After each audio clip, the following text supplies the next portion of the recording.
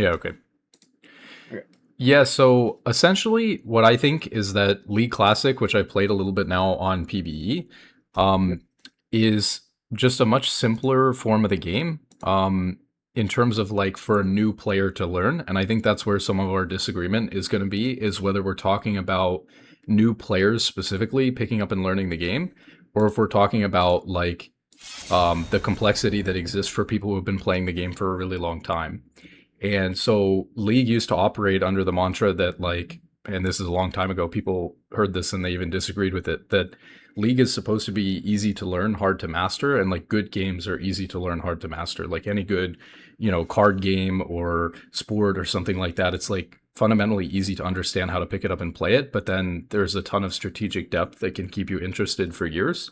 And I think that League thought that the way that they needed to continue that and do that and add depth was by continuing to add champion after champion after champion to the game to constantly challenge people with new kits that they had to learn.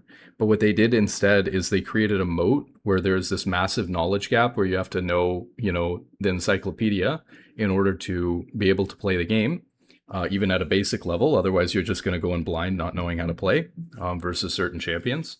And I think the game would be better off if there was a much smaller roster of champions like Classic has for new players to be able to get into the game and at least understand the basics of what's going on so that they could then then the depth that exists in the game comes from the game itself and the strategy and the beauty that exists in like the macro decisions in the game and the team play and all of that stuff. Okay.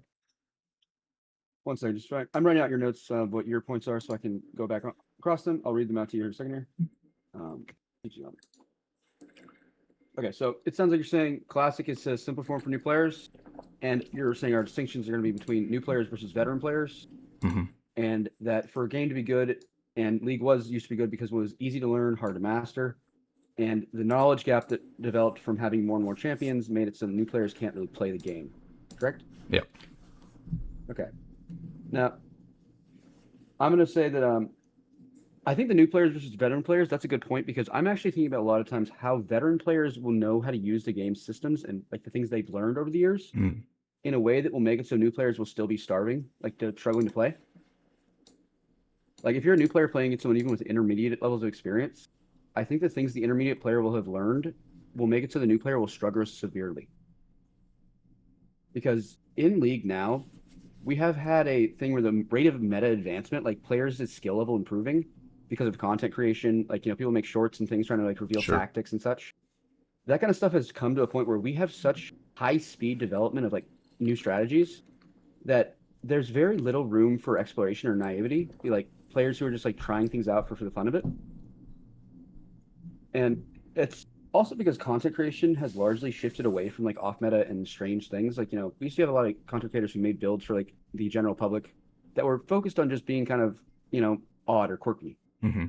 And what that did is it made it so players would try and emulate this in their game sometimes. And that meant that the overall quality of builds was lower.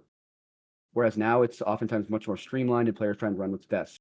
That's a very common thing to see these days. Yeah, I agree. Like stat websites have optimized builds and stuff like that for sure. And that means that players on average, the strength of champions has gone up. So it's more punishing to do anything in the game if you're not like really going to know how to well. Yeah. But those are some things that make it so players are going to have a harder time if they're new, regardless. Because I think that, but think about this: we're getting Master Yi back in the version that had AP Yi. How's a player who's new going to be aware of what to do against AP Yi versus the regular Master Yi? Like that distinction of like what the difference between the two is very large, and it's very jarring to play against the two different versions of them.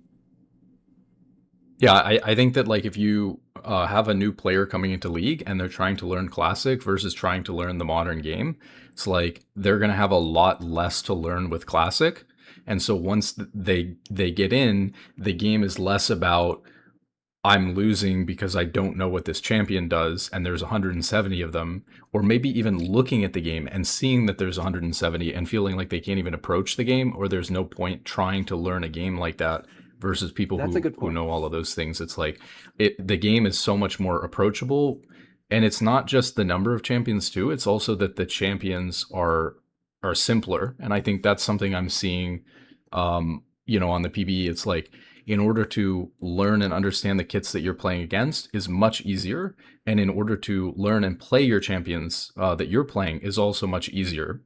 Like almost everything's point and click. It's like, I mean, the best Well, way to I have a question describe it about is that. like Modern League super mechanical focused, and like Classic League, I'm going into it and like everyone's mechanics suck because it's so limited what you can do, and that's a good thing for new players. So I reviewed the roster, and this is actually Hmm. interesting. You know, there's more point and clicks. How many point and click stuns do you think there are in Classic compared to regular League? Like, how many more point and click CC abilities are there? I don't know. Because I went over the list. You'd have to do per capita because there's so many more Yeah. champions in Modern League. Well, no, I mean, I if you look at the entire roster, there's only four more point and click CCs than the regular. It's not even just the point and click CCs though. It's also like point and click abilities that do damage.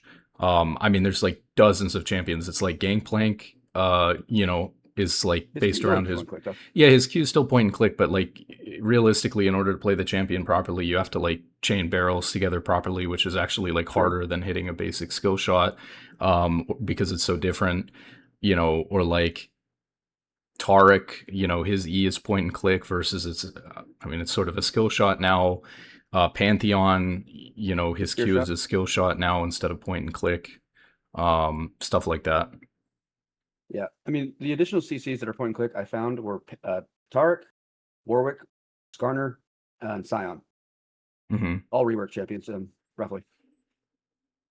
But that's the only additional point and click CCs I found.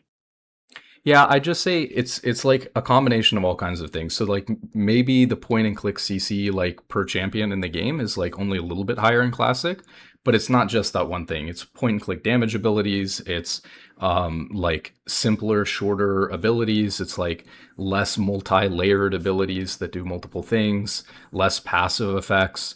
One thing I will say, I guess, for the modern game is like visual clarity is so much better with abilities in the modern game. Like one of the things I'm seeing is like you go in and you're playing against like Twitch and Tristana and Zillion, and like you don't see their abilities almost at all. Like the effects are really bad.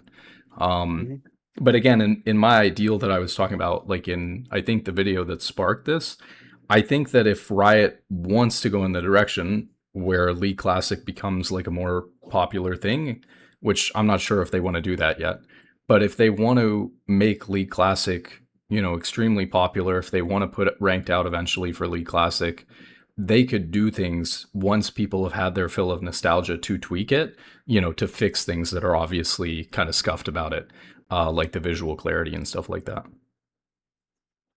Okay. I'm curious actually, because I haven't played any classic myself yet. Are people playing Mage's Bot in classic or no? I did see someone try to play Brand Bot one game, but I mean, it's kind of hard to say whether it's any good or not because, like, I'm kind of smurfing. So, Yeah, that's fair. yeah, I just but asked because yeah, a little bit. that's an example of something like, in the modern game right now, like players are playing Mage's Bot a lot. Hmm. And that's something I wonder, like in classic, a lot of the mages that are being played bot are actually available in classic as well. Hmm. Like, so I'm wondering if players are going to take that strategy right over to classic as well, or if the systems won't allow it. Like nowadays we have a lot of sources that give mages mana, so maybe they can't do it in classic where they could now. But Yeah, I don't really know because I'm not like a super expert on mage bots, but I think mana is a gigantic thing in classic as well. Mhm. And you could say that that's important too because I think that you get a layer of strategic depth on things that are like how do you put it? It's like We do have mana pots back in classic though, don't we? Yeah. yeah, but mana is much more restricted even with mana pots.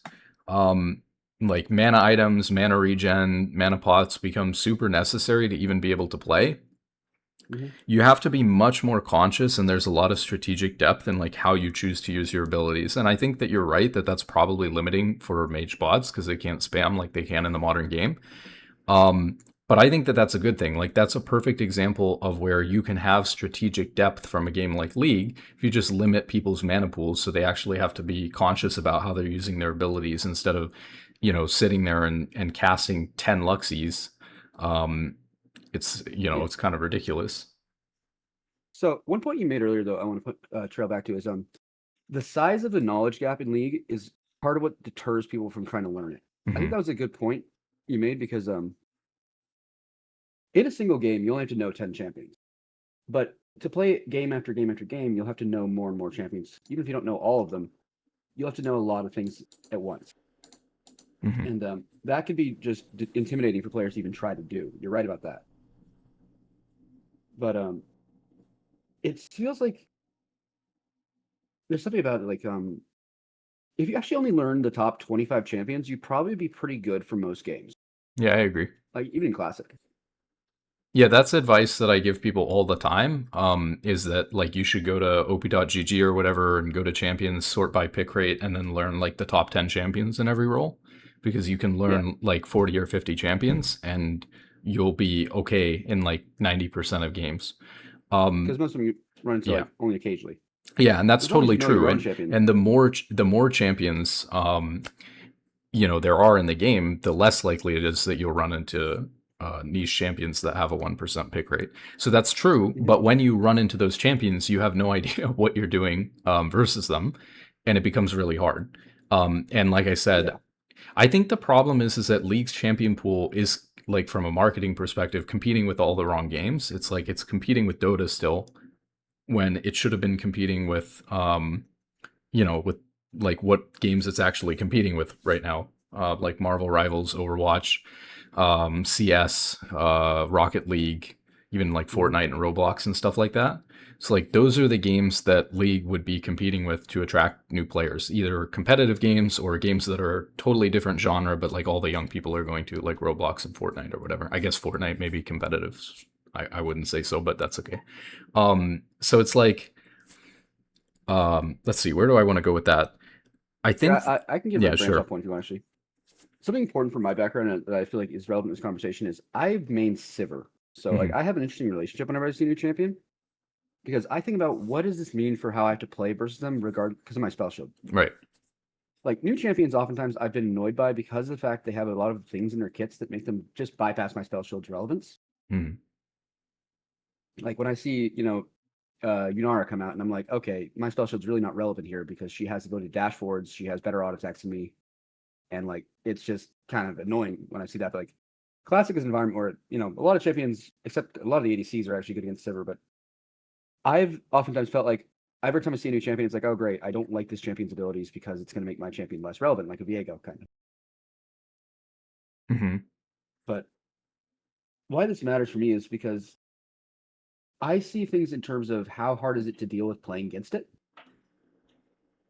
and a lot of champions in Classic are easier to deal with. Yes, I can agree with that, but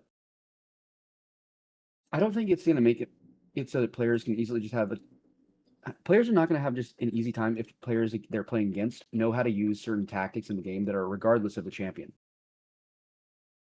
Yeah, so Like let's in get League, into some of that. explosive play. Hmm. Like, would you agree explosive plays are the most powerful ones you can make in League? I mean, sort of. I don't know exactly what that means, but I sort of Yeah, agree. I can define it better. So when you need to, like, I've played a lot of TOCO recently, Hmm. and it's about getting an opening on your opponent. Here, one second, I gotta blow my nose real quick. Sorry about that. I said my nose was. So you need to catch your opponent off guard to like get an opening on them. Like if your opponent knows you're coming in, they are able to prepare for you and they can counteract whatever you're going to try to do. Yeah, When you sometimes. make a play without your opponent being ready for it, either you're flashing onto them with your engage or you're just catching them by surprise by sitting in brush. These plays have a higher chance of success, Hmm. right? Yep. And I think that back in the day, players were less likely to use these kind of tactics just because they weren't at that level of thinking about the game and what they have access to. Yeah, Like I don't know we, that I agree with that. I think like really a big piece of this, I mean there's simple stuff like jumping out of a bush on somebody, obviously, like people were using that back in the day. Like literally my first couple of games in of League, and I was terrible. We like when we were leveling in normals, we called it like bushing people. We were playing like Garen yep. support with Ashe, and we'd like jump out of the bush at people. Now that's like a pretty obvious tactic, so you're just using that as an example. But I'd say that Well, I like, mean, like, actually, like when players are like deliberately sacking a wave, waiting in brush mhm, so the enemy approaches forwards, sure, like it's the way you take it to like the next level of trying to make someone think they're safe and not like when they're not. hmm, Like lane ganks from junglers. When junglers lane gank by sitting in the brush, because the wave is pushing up. They're waiting for that laner to think they're safe, and then they're ganking them from the place they least expect. Yeah, I guess I just don't think that that's like a huge problem for like new players learning the game, because I don't think that those like tactics or strategies are that complicated, or like not something that they could use themselves pretty quickly. And I also think that like because of like matchmaking, they're probably not going to play versus people who are actually using high level tactics like that often. And so from an approachability standpoint, the question is like, do I see myself actually being able to play this game and learn it in like a reasonable amount of time if I'm sort of not even committed to the game? And I just don't think that a game that has 170 champions and a bunch of them being extremely complex, I just don't think that that is something like there's players who have probably been playing this game for years since Aphelios has been released is like a great example because he's such a complex champion. It's like I was probably like Diamond Masters at the time. I had to go into normal games and play Aphelios like 20 times before I understood what the champion did. Um, and so like I Did you go watched and practice with them or no? I want to I must have, but it was like to learn how the gun rotation worked. I guess I could have. I'm trying to remember. Maybe practice tool wasn't in the game then, but it legitimately took a long, long time to kind of learn how the champion worked and wanted to play. And I haven't had to do that with so many champions before. And I So just think it's an example of like you could be like a bronze or a silver player, and you could kind of be like casually playing League, and you're going to play for years without understanding how that champion works before you finally get it. Because most people aren't even like reading the wiki on the champion, taking the champion into practice tool. Maybe that's the point. Like, you shouldn't have to watch the champion spotlight multiple times, read the wiki, take the champion into practice tool to figure out how to play against it. Like, almost every champion in Classic, people learned how to play against the champions by playing against the champion once or twice, and they kind of had an idea of how their kit worked. It's like there's too many complicated passives. Even with the added visual clarity being like 10 times better, you still can't understand what Aphelios does unless you read the wiki and like take it into practice tool and read everything. It's too complicated. I have a question for you on this one. Yeah. When you say what a champion does, do you mean what their core abilities functions are, or do you mean what the champion needs for success? It's kind of both, but even just like what the core abilities do. Like if you look at Aphelios and Wei, they have a lot of different combinations of how their abilities work together, and so you get like way more options of like how you can do things um, than with a standard champion. So like a standard champion like Braum has like four pretty straightforward abilities, plus like Yeah, passive. But with but the interactions Aphelios, between them are so complex. yeah, sure. There can be like ability interactions that you need to know that are complex, but like Well, just internally, um like a because little Braum, bit, like you have your W positions you between an ally and an enemy. Your E, hmm you can cast your Q while you're jumping with it, sure. and your R, like how's it? E is R is still the same way as EQ. Yeah. So like those are I don't complex think but that important like interactions. your queue coming out a little bit quicker um changes a lot for like a new player understanding what they're seeing playing versus the champion. It's like if Would I you say Q quicker on Braum though? Like, Braum, you understand what's happening. It's just like maybe you didn't expect to get hit by Q. And I'm not going to play against that new player in a lobby because any Braum player who's like actively min maxing the kit to that degree is just not playing with that person. so something I think about is like sometimes there's tactics like using Q and W at the same time, like because it's WEQ, right? That's the combo. Uh, I mean, basically, yeah. I Or is mean, it EWQ? you can pop. It doesn't really matter. You can pop E first. It kind of depends on the situation. Like, you don't want to reveal that you're going for it. So sometimes I'm going to W. I think most of the time I would W and then E and then Q.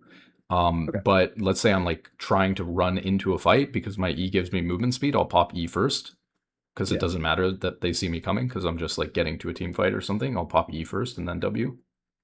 And what that does though is for a player who plays against it, that puts them in a position where they've been hit by the Q potentially when they otherwise wouldn't have. Sure. Yeah. That's a very different game state than in a case where the player who they're playing against doesn't know how to do that Yep. because they think they're safe in a certain scenario where if a Braum player doesn't know how to do that, they will not get hit. See, I think this comes back to like the bush play. It's like, yeah, sometimes you're gonna fall victim to like somebody playing the game a certain way, but the question is like whether you know what happens afterwards or whether you just never understand what's happening. And so I mean, I think that's like fair. if somebody jumps out, of a bush at you, like it's a fairly straightforward tactic to understand. Like next time I should ward the bush, or I should be careful of the fact someone could have been in the bush, or need to make sure that my opponent has actually left lane. Like there's lots of things that you can just easily take away from that and like do differently and learn in the next game. Or like Braum hits you with Q faster than you expect. I could see how maybe for some players it would be a little bit confusing, but you probably just look at that and say, at least if you were like seeing what was happening close enough, you'd probably be able to look at that and say, "Oh, Brahm's queuing while he's in midair." It's like it's readable what's Normally, you can't happening. do that. Normally, you can't do what? Braum can't queue normally in midair without the E. I That don't part can think be that confusing I for don't you. think that like that assumption would be something that like a lot of players know. Like I think if you ask the average Gold League player whether Braum can queue while he's in midair with W, I think they don't know if they don't play the champion. Yeah, that's the thing. Like, so they wouldn't be able to detect because if they tried it out themselves, it wouldn't work. Um, because they don't know to press E. If they tried it Yeah, themselves, I don't think they're going and trying it themselves very often. probably not. But I guess it's like more like thinking about Cassian's in Classic, right? But just to Yeah, stick let's with the set Braum both. point. Yeah. I think that I sort of agree with you. I will say that like in interaction like that, would it be better if that interaction is not in the game? Yes. Do I think it's like a complicated thing like Aphelios? No, I think they're on two totally different planets. But I think that it would be better for the game if kits, including Brahms, were simpler, so that random interactions like that were minimized, so that the game's depth was less of a knowledge test on do you know how this interaction works? Do you know, how to use these two abilities together, or that Braum can use those two abilities together, or that Aphelios works in this complicated way when he has these two guns with these two abilities together. It's like if you take that complication away, like you were talking about, the game has so much to offer in terms of strategy. Nobody's playing League of Legends below, even in Challenger and a lot of solo queue games. Nobody's playing League. Like you have people dying all the time to like obvious stuff on vision, like the worst strategy. There is no strategy. That's I think the big difference in how we're looking at it is like you seem to be coming at it from the perspective of like the game has evolved so much over the years that there's like a lot of strategic depth behind the decision making that people are making in these solo queue games. And I I'm mean, it's looking at not it from the they have perspective. to. But Right. And I'm looking at it from the perspective of like, I see my teammates in GM and Challenger making decisions, just autopiloting, not paying any attention to what's happening in the game. And like 80% of the games are decided by who's better mechanically.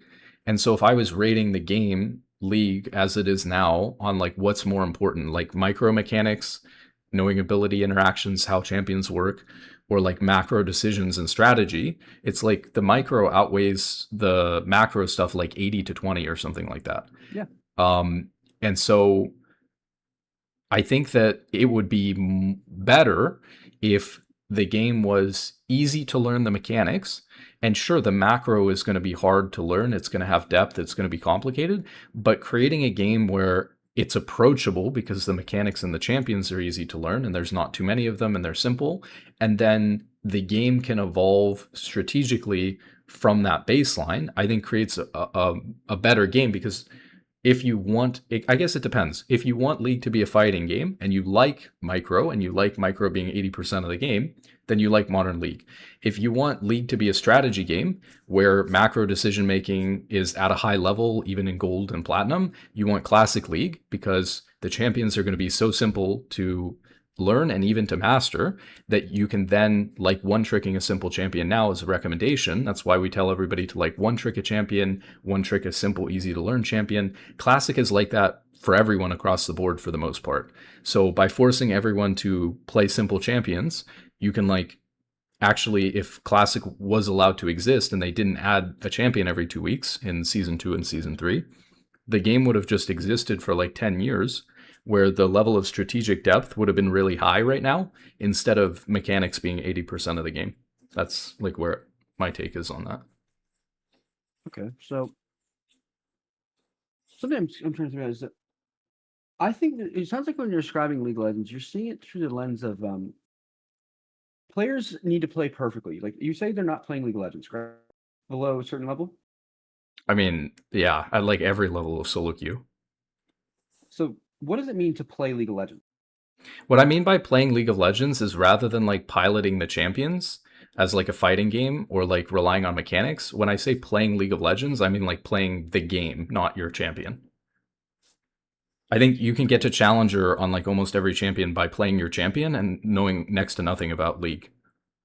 Whereas like you go into like a team play environment and stuff like that, and there's decisions that you're making and there's concepts that certain players learn or like to talk about or value in the game, but you can't base anything in solo queue off of that because people's understanding of the game, even at a really high level, is so bad that it's like super disappointing to see because they're just super good mechanically at their champion, but their macro, their strategy and stuff like that makes like absolutely no sense. Because I guess like when I think about chess, chess is a game where if you play it just perfectly, all your concepts, it it's a game you can do that to it. Yeah, similarly, you could do that, but I think that a large part of what League of Legends is it's about knowing that people make mistakes. Mm-hmm. Like your allies will never play perfectly every game. Sure. Like they're gonna make mistakes, and that's expected. Uh-huh. And I guess Yeah, but it's trying to like take that out of it is just it's like, are it's the confusing to me. macro mistakes more important or the mechanical mistakes more important? And I guess what I'm seeing from my perspective in the game is that there's like very little, strength in the macro tree, in like even high elo league in solo queue. It's like it's almost all mechanical proficiency. And I guess if I'm choosing to design the game that I would want to see for League, and then the game that I think most people expect League to be, is League is supposed to be like more of an RTS. It's supposed to be more of like a strategy game, and less of a fighting game. And I think League right now is way more of a fighting game than it is a strategy game because there's so much complexity in the game, that in order to like execute your champion correctly versus 150 170 different champions you need to know how to play against, in a million different items and a million different runes. We can talk about like runes and masteries too because that's a component of complexity as well, and items. It's like everything's just a big knowledge check. It's I'll put it another way. It's like one of the reasons why it's frustrating to play, there's like games that are pay to win, and then there's games where like it's not pay to win, but you have an advantage for having played for longer. Um, Mm-hmm. so there's like empire building games and stuff like that. I mean, I guess Clash of Clans is sort of like that. Is like probably the most popular one, even though it's kind of goofy. But you have these games that are like these long-term strategy games, but you just have an advantage if you've been playing for the past 2 years because you're like gaining resources over time in like a big open world environment or something like that. It's like Yeah. for a competitive game, you don't want pay to win. So if you go and you play FIFA or whatever, it's like that game sucks because you could be pretty good at the game, but you're going to go against a player who's objectively worse at the game than you. And because you didn't spend $100 on cards or whatever, you just like lose because the guy is stronger than you. And like the ball rolls through your player's legs because they're lower rated. It's like that sucks for a competitive game. Like maybe for a fun game where you want to build your team or whatever, it's fine. But for if you're trying to take it seriously as a competitive game, I think it sucks compared to playing CS or League or any Marvel Rivals, Overwatch, anything. And then you've got these games where like you almost like a MMO where you've built like a power level and an entrenchment into the game where you're a player who's been playing for a year, so you have better gear, you have better items and stuff like that. You're rewarded for the time that you put into the game.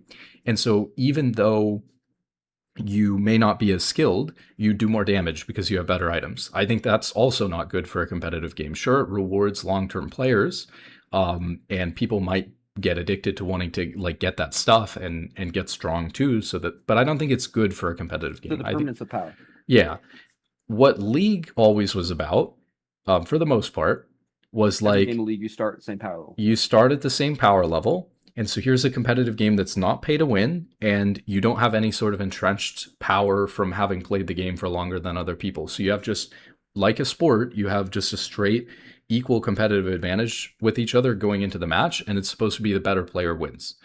Um, Well, okay. and the I think knowledge counterpoint gap there. that they've created is that entrenchment. It's like League is turning into that MMO or that long term game where you have better gear, but it's just instead of having better gear, it's like you have so much more knowledge, and it's not strategic knowledge. It's just I know more about the League wiki, more stats off the League wiki and how champion abilities work than somebody else, and so they could never approach playing versus me. Well, how can they? I don't think they actually. They can't. I think they can, but it's like you have to realize that players, even when they know a lot, have to execute upon it.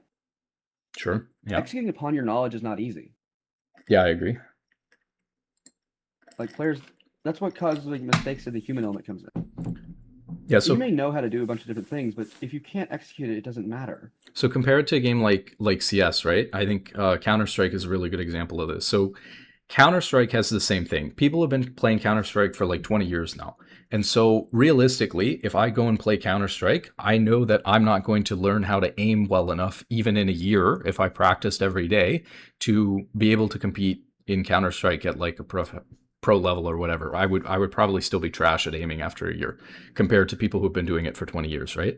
So there is like in that case, right? It's a great example of there is a giant mechanical gap that I know realistically in the back of my head that I'm not going to be able to close versus those players. And strategic gap too. Like they know things that are going on. They have better intuition about like where people are and what's going on than I would. That being said, a game like Counter Strike is so easy to understand how to play, not how to play it well, not how to master it, but just how to play it. Like obviously I go and click at people's heads. It's like it's so easy to understand how to play that millions of people, myself included, will go and play a game of Counter Strike here and there, and want to get into the game sometimes because it's like super easy to get into. And I don't feel like League has that same thing, and I wish it did. I wish that new players were coming into League because I hate seeing the player base continue to decline and decline and decline. Why is it you think League of Legends is that way? Like I know my reason. I think it's because League of Legends is a game where if you make a mistake, the level of punishment you suffer is much higher That's than other true. games. Yeah, I mean that's a good argument as well. I mean, you could say that like the issue is that if a new player comes in and they're playing versus a better player, they don't get a chance every couple of rounds to reset their economy like in CS.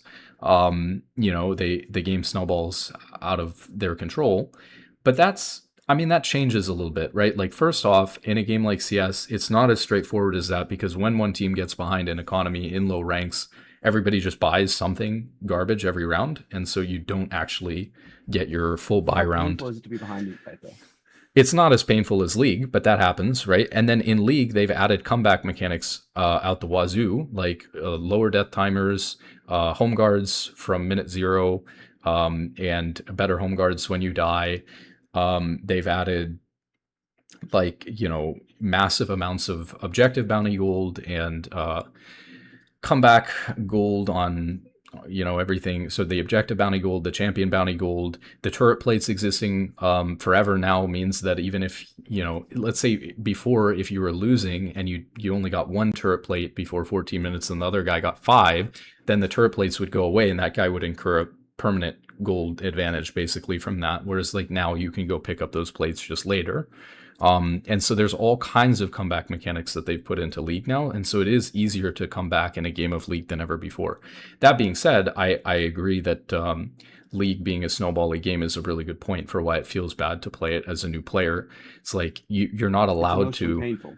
Yeah, you're not allowed to try and fail and then have this like positive experience. It's like where you make a mistake, but then you have a chance to do something. It's like you just have a terrible, terrible experience for the most part of League like is a highly somebody emotional game. stomps you really hard. Yeah, sure. Like I think emotional part of League of Legends is actually a major part of what makes it what it is. Like both why we like it and why people hate it at times. Hmm. Because when you're winning, it feels great. When you're losing, it can feel terrible if you don't have a good relationship with the game. Hmm. And new players oftentimes don't have a good relationship with the game. Like knowing that your performance is not a reflection of yourself, or like it's okay to like not always win every game, and understanding why your allies are going to do bad sometimes. Like that is a hard thing to understand as a new player. Yeah, I guess I don't disagree with you on this point. I think it's just like there's multiple problems with League that make it really hard for new players to approach. And one of them is that the game is extremely snowbally, and so if you get behind, especially against even a player who's like fairly decent, who's been playing a little while, like they don't even have to be good, but like as a brand new Mm-hmm. player, you go against an iron player or a bronze player, and you're going to get smoked. And so it's Mm-hmm. like, and there is basically no one for you to play against, and there's Smurfs, and so it's like a Mm-hmm. compounding problem. It's like the tutorial's not good enough, the champions are too complex, there's too many of them, the the all this stuff, the game's too snowbally, the um yeah, everything we just listed. The Smurfs, blah blah blah. So you're getting like 10 factors that are making it difficult for you to enter or want to enter even before you start as a new player. So go back to our topic about classic. Yeah. Does classic really solve some of these? I think it solves some of them, yeah. So like I think that there are way less champions, so the game feels way more approachable. And you have to understand too, like a lot of the decision to start is like the biggest hurdle. And I think a lot of people look at a game like League and like look at Jinxie coming into League. And like Jinxie's impression of League when he came in and brought a lot of new players with him was this is like the most complicated game I've ever tried to learn. And for some people, that's going to be maybe even fun or enticing, but it can still be a really complicated game or like the most complicated game that you've had to learn or whatever compared to other things, or offer more champion selection and more personalizing your main than other games, while being, like I said, slightly more champions than Marvel Rivals or Overwatch. But focusing on the depth of the strategy. So I think what Classic has done is less champions. Champions are easier. The runes are more intuitive to play against because you don't need to learn a set of 60 abilities. Instead, the runes are just stats. This is another thing. I gave masteries as a what do you say? I like gave your argument like the point on masteries, but since playing Classic, almost all of the masteries are just stats too. So I don't even know that there's that many masteries that are that complicated or that compare with like new runes. I mean, I thought runes were more complicated personally Interesting. because there's so many different stats someone could have, what they might not have in other games. It Um, makes so like learning what fights you might win or lose is harder to tell then in other games, I mean that's sort of true. Like if we than compare it in to a other league shooter or games, something basically. like that, like it's just damage and health. Whereas like in League, you've Well, got crit like chance, for example, yeah, you've got crit chance, you've got armor, you've got different damage types. I mean for sure. penetration. Yeah. Um, but I think that that's okay because I don't think players, especially a new player starting the game, I don't think a new player starting the game is thinking about armor and penetration What they're and thinking crit about is, chance did and they stuff win or like did that. they lose? Yeah, they're just looking at like, oh, I'm taking about this much damage and trying to feel out, okay, I need to be careful because this guy does this much damage. Yeah. Well, so say you're a new player, you go top lane, you're fighting Garen. Hmm. You fought a Garen last game, and level 1 you fought him and you won. Hmm. You do the same tactic this time, but you lost. You don't know what the difference was between the two. But that can happen because of both rune systems. So, like, let's say with Classic, you played against a Garen who accidentally ran AP page or something like Well, that. no, let's not talk about like an extreme case. Let's say one of them's running Okay, armor and one of them's running like crit. sure. And he crits you, and yeah. Um, I think that can happen with the modern runes though, the same way. So it's like How so? Like I guess it's bone plating, maybe. let's say you take bone plating and you win a fight. I think that happens all the time. So I don't think that that's like I don't think it's good that it can be inconsistent like that, and so it'll take you so many iterations to learn what's actually going on.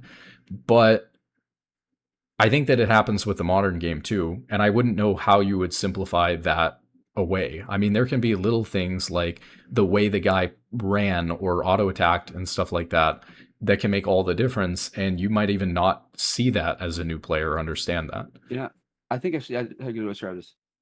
Bone plating actually, I think, is a good case, something that is actually good to have. What's Okay. bad is second wind. Oh yeah, I totally agree, because there's visuals for Because bone bone plating. plating is obvious. Yeah, You exactly. can tell bone plating. Second wind, you can't tell why is this guy regenerating so much No, HP over yeah. the fight. Yeah, I think that's a huge problem, is like a lot of the modern runes have no visual indicator whatsoever. And to be fair, Yeah. like the stats in the old runes don't either, but they're just stats. They're not like mini abilities. They're not like 10 mini abilities that you need to be aware of, but there's no indication for what's happening. I remember like long time ago when I was in high school, we did like a 1v1 tournament and they had just updated to, I don't even know what it was called. Maybe it Runes was Reforged? maybe it was Runes Reforged, or something, or like new mastery system or something like that. But I think it was Runes Reforged, like the first Keystones? runes. Yeah, and it was like I 1v1 somebody. We were doing this 1v1 tournament, and I lost because I died to electrocute. And I mean, electrocute had like a visual indicator, but it didn't matter much because I was dead. And I was like, what did I die to?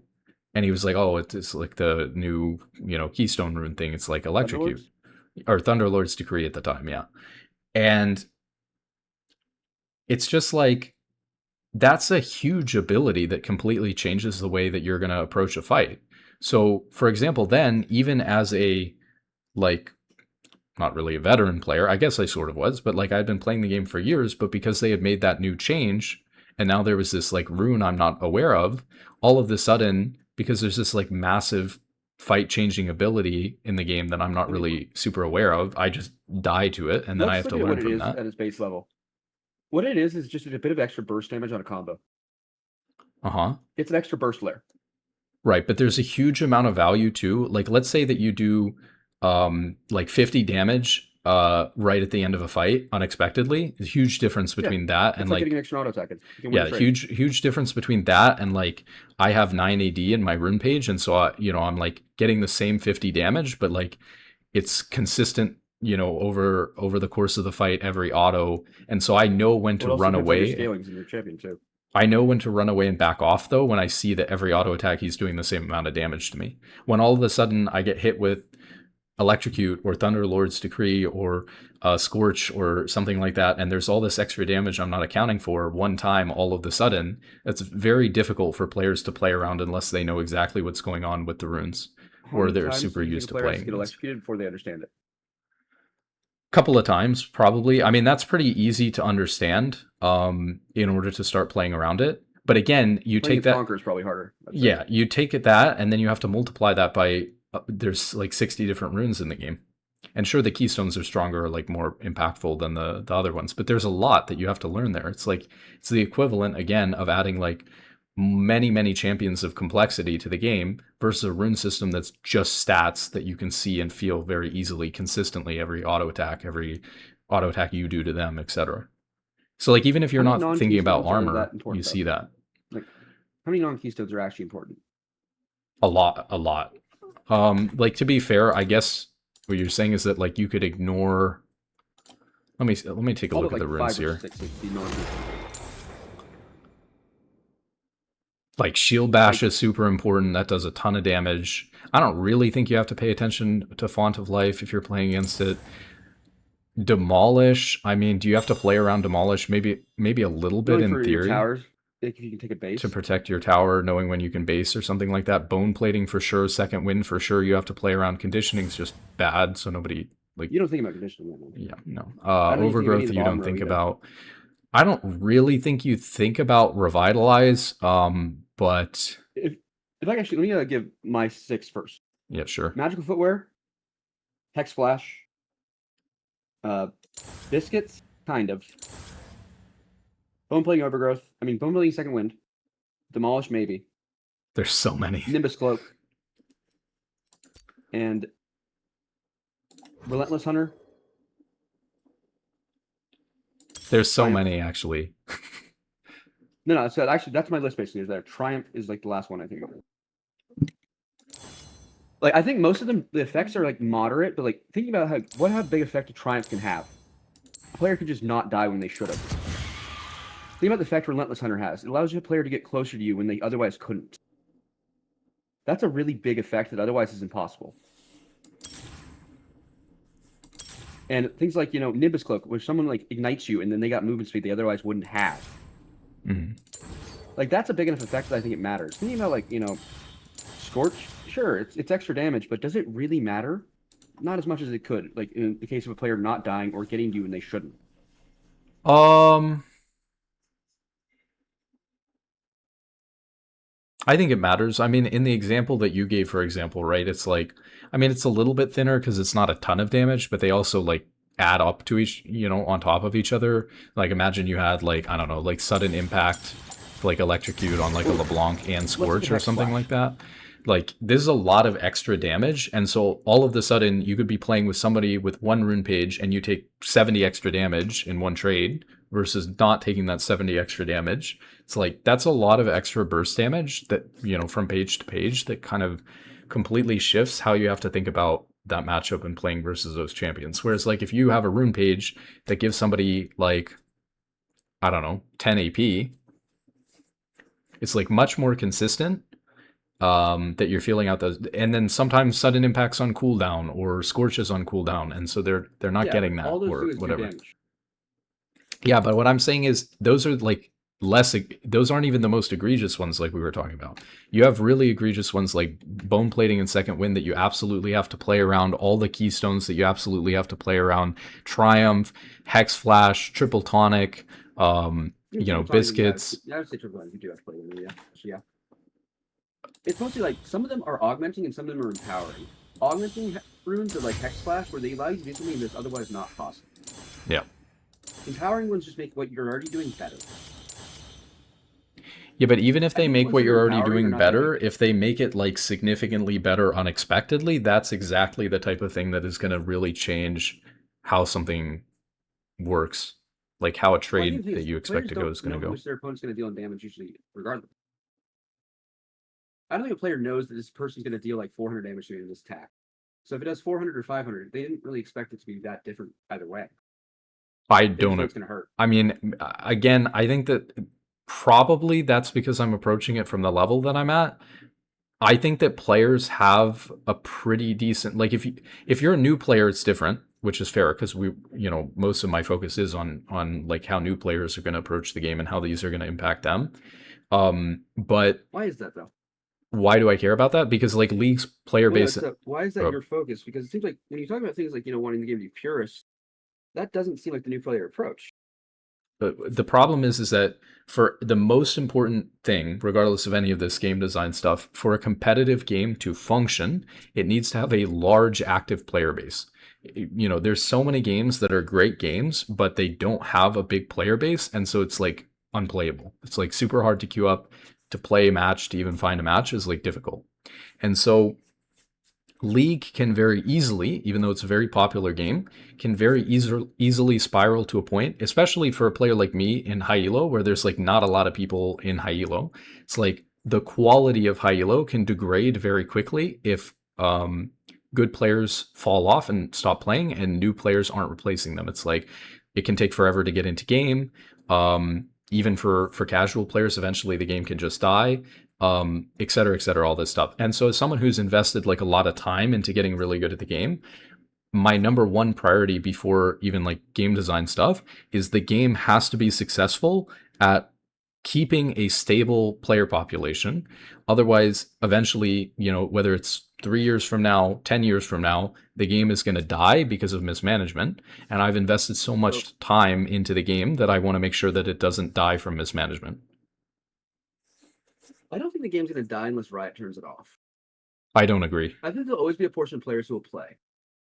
Yeah, but not enough to maintain like queue times and servers and stuff like that.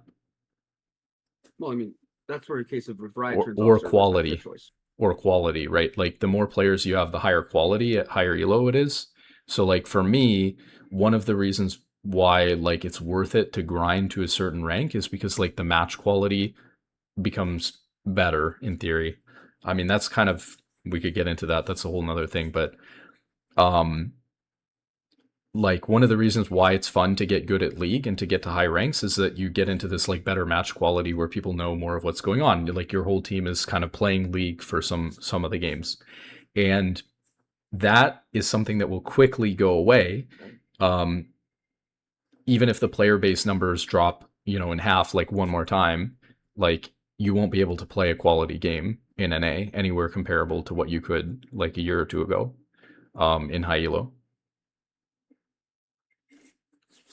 Like Like, you'd have to fill the games with so many more master play. It's already starting to degrade, right? But like you'd have to fill the games in Challenger GM with so many master players, or like new GM Challenger players that are not as good, and don't have as 15 years of experience playing the game. And so it's like, and there are good new players who come up too who have only played for a couple of years but are incredibly talented. But like what I'm getting at here is that League has been on a decline. It's like a managed decline. And I don't want to see it going that way. And so you have players aging out of the game. They're getting too old. They don't have time to play and keep up, especially with how many games Riot is requiring them to play ranked every year. So that's a problem. And I want to see new players come into the game. And I would see the game simple enough that like people who are only able to play a couple of times a week are able to keep up with the game. I want to see a game simple enough that new players feel like they can approach it and learn it and replace the old players who are leaving and moving on to other things in their life. So that for people like me who have invested time into the game, or people who have spent, maybe they're not at my rank yet, but they're in Plat or Emerald and have spent the last 4 or 5 years getting good at the game or something, so that there's a future there for the game.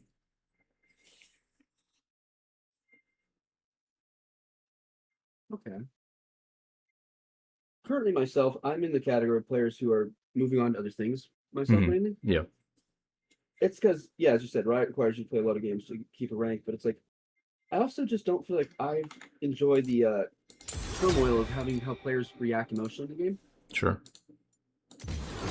But I think that when I see players play League, it's a highly emotional game. Mm. And I think that, there's always going to be a part of the community that's going to dislike it. There's always going to be a part of the community that is going to be trying to think that, people need to take it more seriously, and other people think people take it too seriously. I think that the game is going to be fine long term. It may get less players, but I don't think it's going to die off. And I think that in general, players, it brings out like this part of people, like it's a guaranteed adversity, I like to say. League of Legends is a game of guaranteed adversity. You're going to have situations that are potentially unfair to you, either due to matchmaking or, situational like disadvantage, Mm. or counterpick. It's going to happen. And I just feel like game quality is going to always be, it's never going to be perfect. Like, it's just too emotional of a game. Like, Yeah, to but have it do you? expecting to be perfect, though. But it's like, do you understand that it's because the player base in NA is like down 50%? Do you understand that like the game quality in high elo is like way worse than it's ever been before? That like there's a I bunch mean, of Emerald players getting thrown into like GM Challenger games, and it's like absolutely ridiculous. I think that's more of a problem of this way Riot handles matchmaking than it is on game quality. I agree that it's sort of a problem with how they handle matchmaking, but they can't handle the matchmaking if they don't have the players to be able to do the matches better. I think they should have to make players wait longer, personally. How long do you wait for a game these days? How long Oh, is the well, game? I totally agree. Yeah, like they try to force like 2 minute queues, which is Yeah, it used ridiculous. to be you'd wait like 30 minutes Yeah, before, right? and I'm a huge advocate for like the queue times being like 10 minutes for for Master Plus games, because I think it's so Yeah. much better to wait 10 minutes and have less autofill, have less of those type of players slingshotting into those games and stuff. I mean, there's other Like, I think that's the complicated major reasons, area of but the yeah. problem. It's like, if players could just wait longer for games, it would actually be much less of an issue than it seems. But I guess what I'm getting at here is I agree that that's also an issue, that Riot is forcing queue times to be too short in high elo. But the fact that we've lost 50% of the ranked player base is a bigger factor contributing to matchmaking quality being worse in high elo How than much of that was them bots, though? forcing. Huh? How much of that was Smurfs or bot accounts, though? I believe that Riot announced that when they did the Vanguard thing, that they banned like what was the number? I forget off the top of my head. I think they said that they banned. It's probably more than this now though, because there's been waves. But I think that they banned 50,000 accounts, but that was across all servers.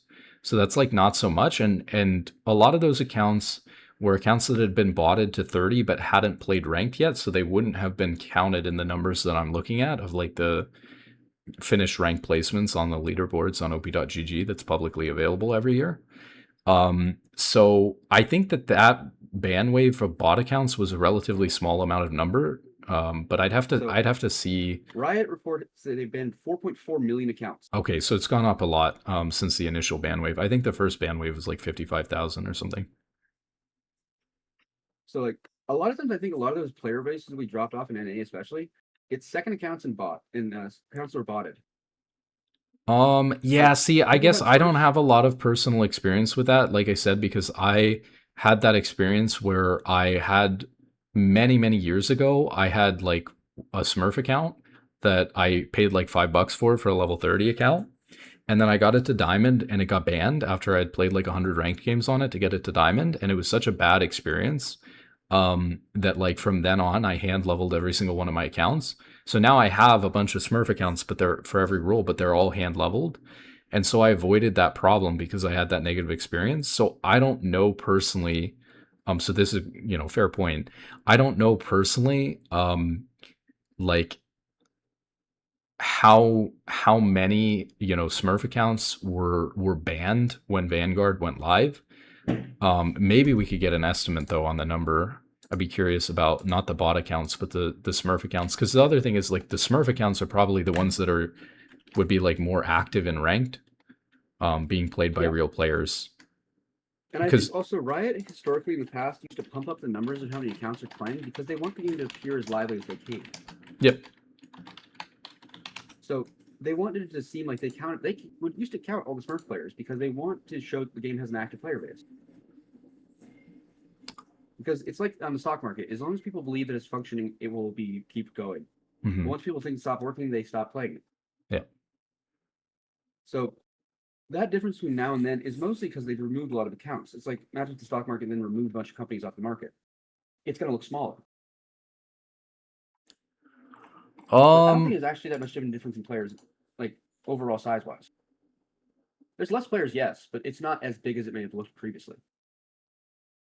That's sort of true. So where do you think we're at? Because like what happened with League is it started in season 1, and then it got really popular in like season 3, but I mean it was growing the entire time, and then it peaked in player count in season 6, and then from season 6 to season 10 the player count declined, and then in season 10 with like COVID and stuff like that, player counts peaked again. And then it's been falling off ever since COVID. And so the question is, where are we now post-COVID? Where we were before. So you think it's going to be like, when you say where we were before, do you mean? So if you remove the Smurfs, like the number underneath the Smurf count, like I think there's a true number roughly, mm-hmm. And I think it's going to be about at that level because I think season 6, yes, was like our previous peak, right? I think League probably was peaking around in the player count towards 6 or 7. Let me find like what the numbers are per season here. So you think this is what I'm asking is, do you think that the numbers are going to fall from COVID levels back to like season 6 peak, which was like really high? I'm not even sure actually or like the trough after season 6. So like season 9 or something like that. Like before. Probably about there. But wasn't it declining from season 6 to season 9? So what if it goes to season 9 and we're at like season 9 player count now, or we're going there in a year or two? And then what if it keeps declining? I think that a large part of it comes down to like something you were saying earlier is like, do you think League is actually that complex? Yes. How much of the complexity though comes from the game, and how much it comes from the players who make it complex? That's almost all the game. Like if you look at the community, like when you try and learn about League of Legends, you have to go through all people like saying all these different things, and we make it complex because of that. At its core, simple part of it, like you're playing a game where your job is to kill minions, kill champions, kill towers, and win the game. That's the really basic version. We make it more complex because of the narrative around it. No, I don't think so. I think just the level of time that it takes to be skilled enough to like take down your average gold or platinum player mechanically is just like very steep.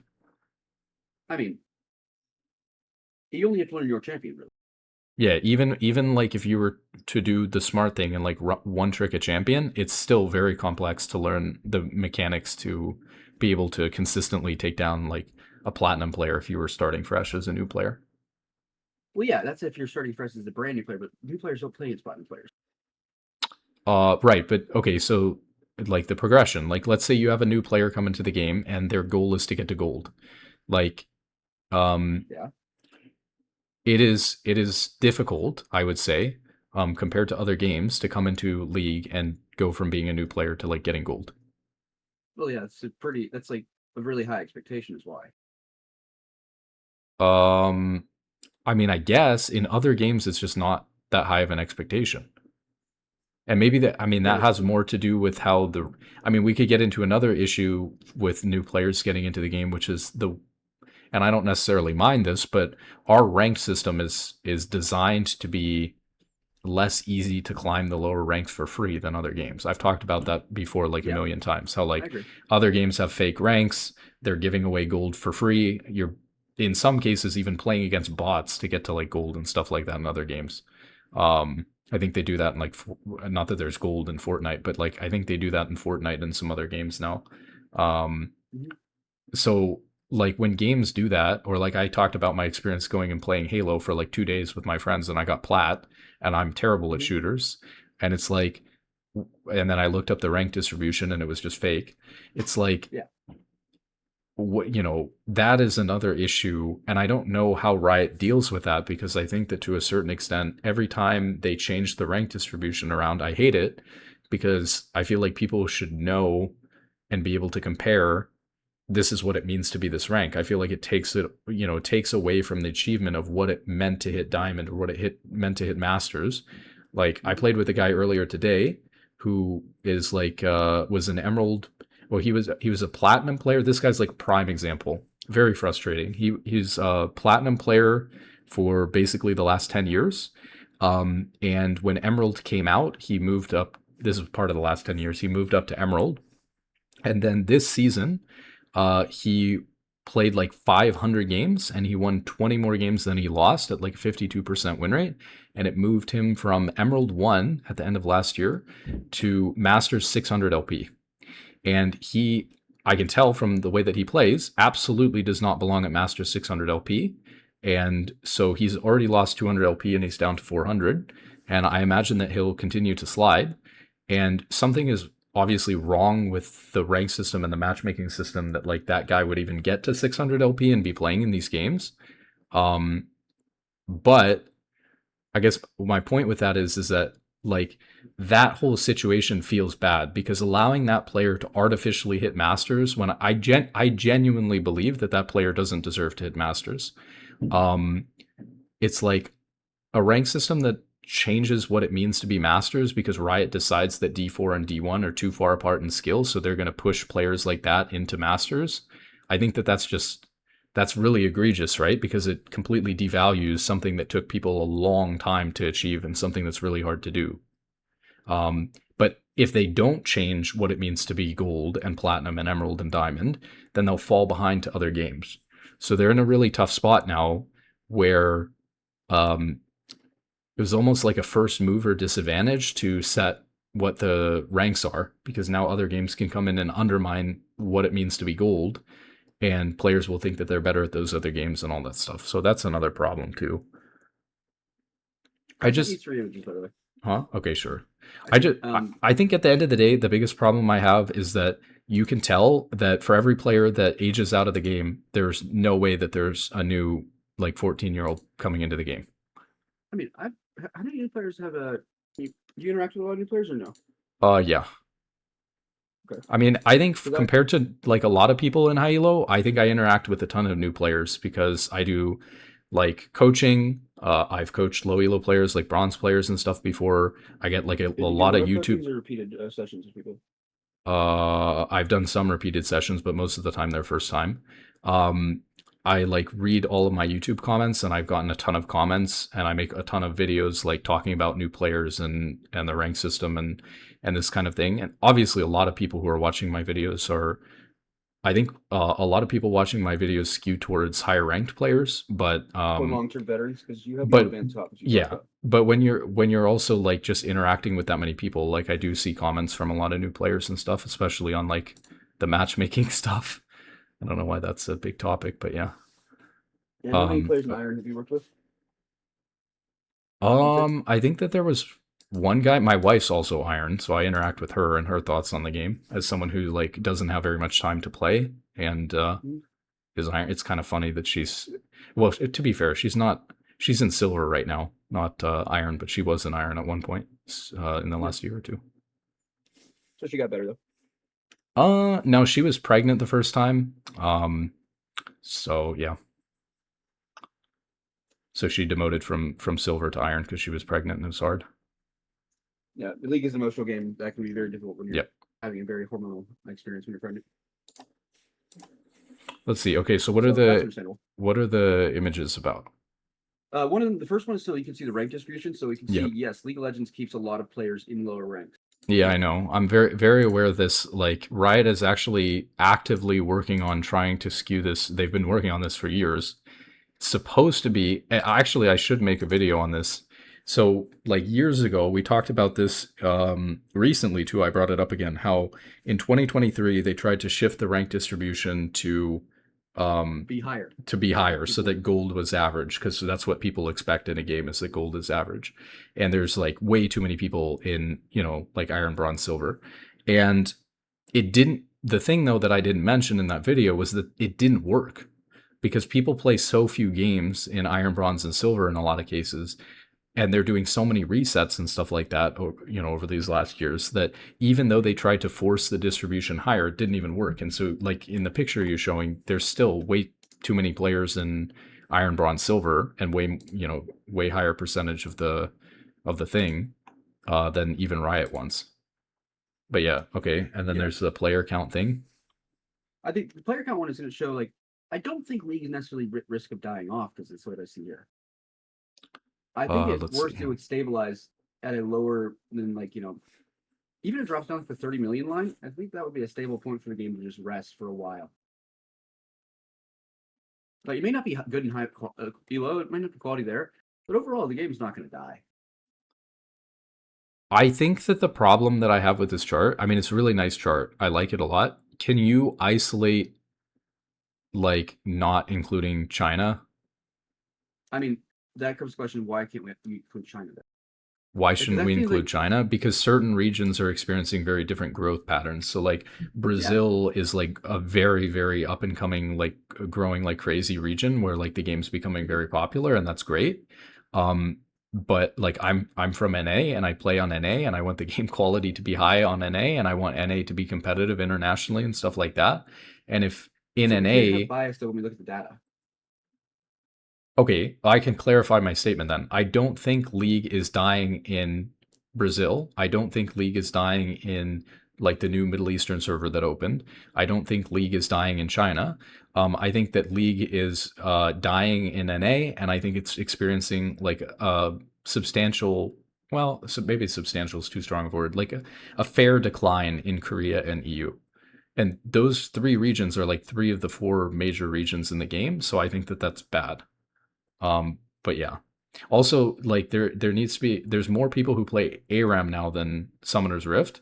And so there needs to be a huge distinction when we're looking at monthly players. Like there needs to be a huge distinction between like Summoner's Rift versus ARAM.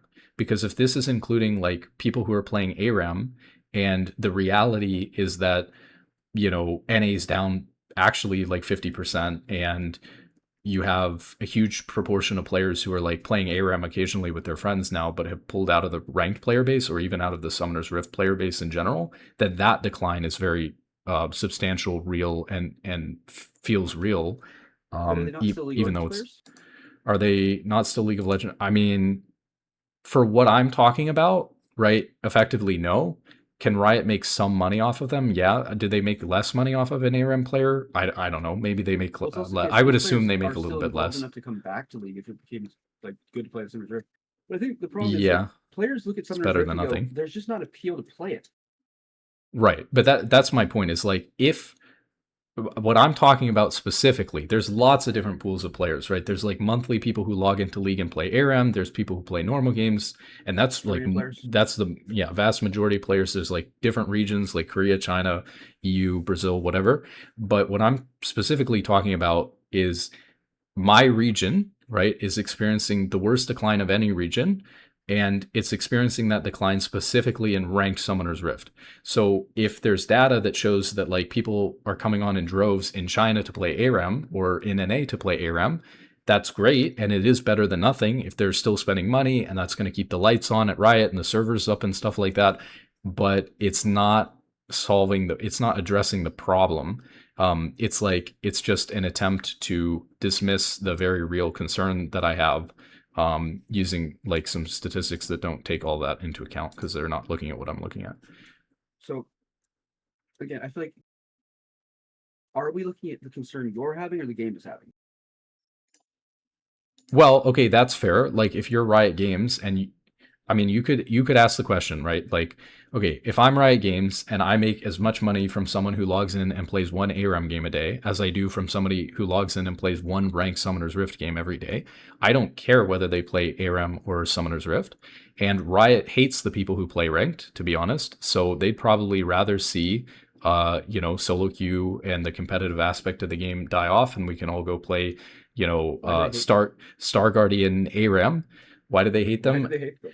The people at Riot are very like soft LA liberal people, and they don't like the competitive nature of the game and the toxicity that comes with it.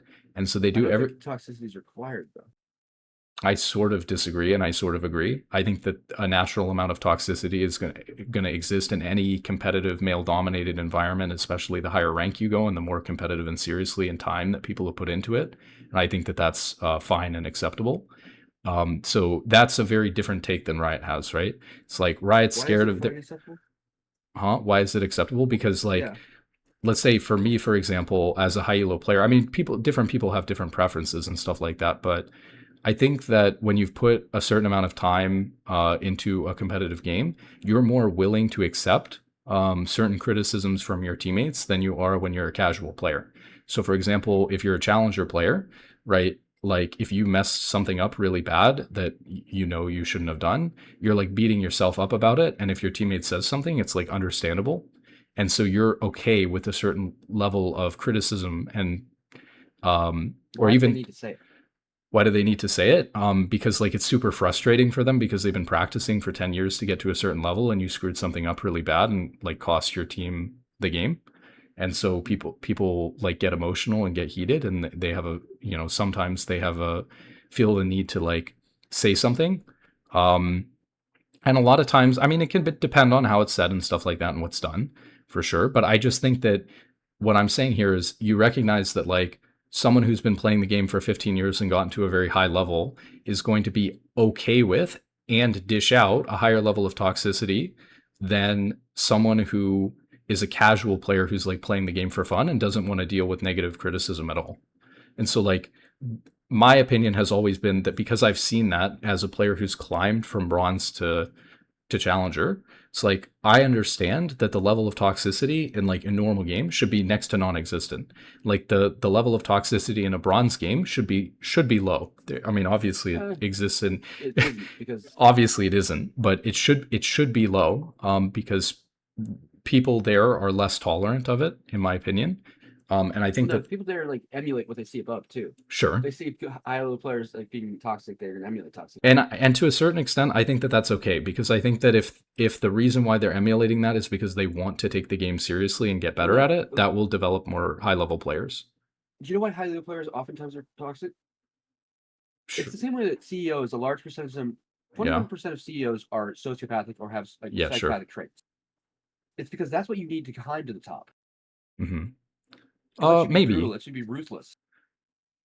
Mm, I I sort of agree. I sort of don't agree. I mean, that's sort of true, but I don't know. I don't think Like, it's the same because I think climbing the corporate world is like dependent on interacting socially with all the people around you, whereas like climbing in League same in is League. I Every don't game's think usually so. social interaction with your teammates. I don't agree. I think League is much more like playing a solo player game or like track and As a field. support player, that's a very odd Yeah. take. No, it's so totally true. Like you're way better off improving if you treat the game like you're just trying to do better than you did the last game, execute things better than you But did. how does that work without interacting with an ally? Well, because your allies are basically like bots. I mean, you can But interact that's with still a them. player. Yeah, sure, but your teammates like I guess what do you mean like what social So interaction or dynamic changes? when you phrase them as bots, what does it mean? I think if you You're saying that you if expect you them to react in a certain way. yeah, I think that like a lot of gold players react in a very consistent way. A lot of platinum players have very consistent behavior on like how they dodge, how they move, how they throw their But abilities that and doesn't make stuff them a like that. robot. It's still a person. Yeah, yeah, but in what It's context are we player talking psychology, about? not We're talking about human bots, though. we're talking about improving at the game. So like Yeah, but you, I'm saying we have to humanize the enemies and their allies. I think you can get into too many mind games of like trying to read your opponent too much, and instead it's better to like just build a pattern for like the type of player you're playing against at your rank. And Knowing I how players act when they're stressed. um yeah, When again players this are come stressed in game, so like I've been using this term a lot since that guy made the good video about it, but you're familiar with like the term mezzo, right? Like the mind games thing.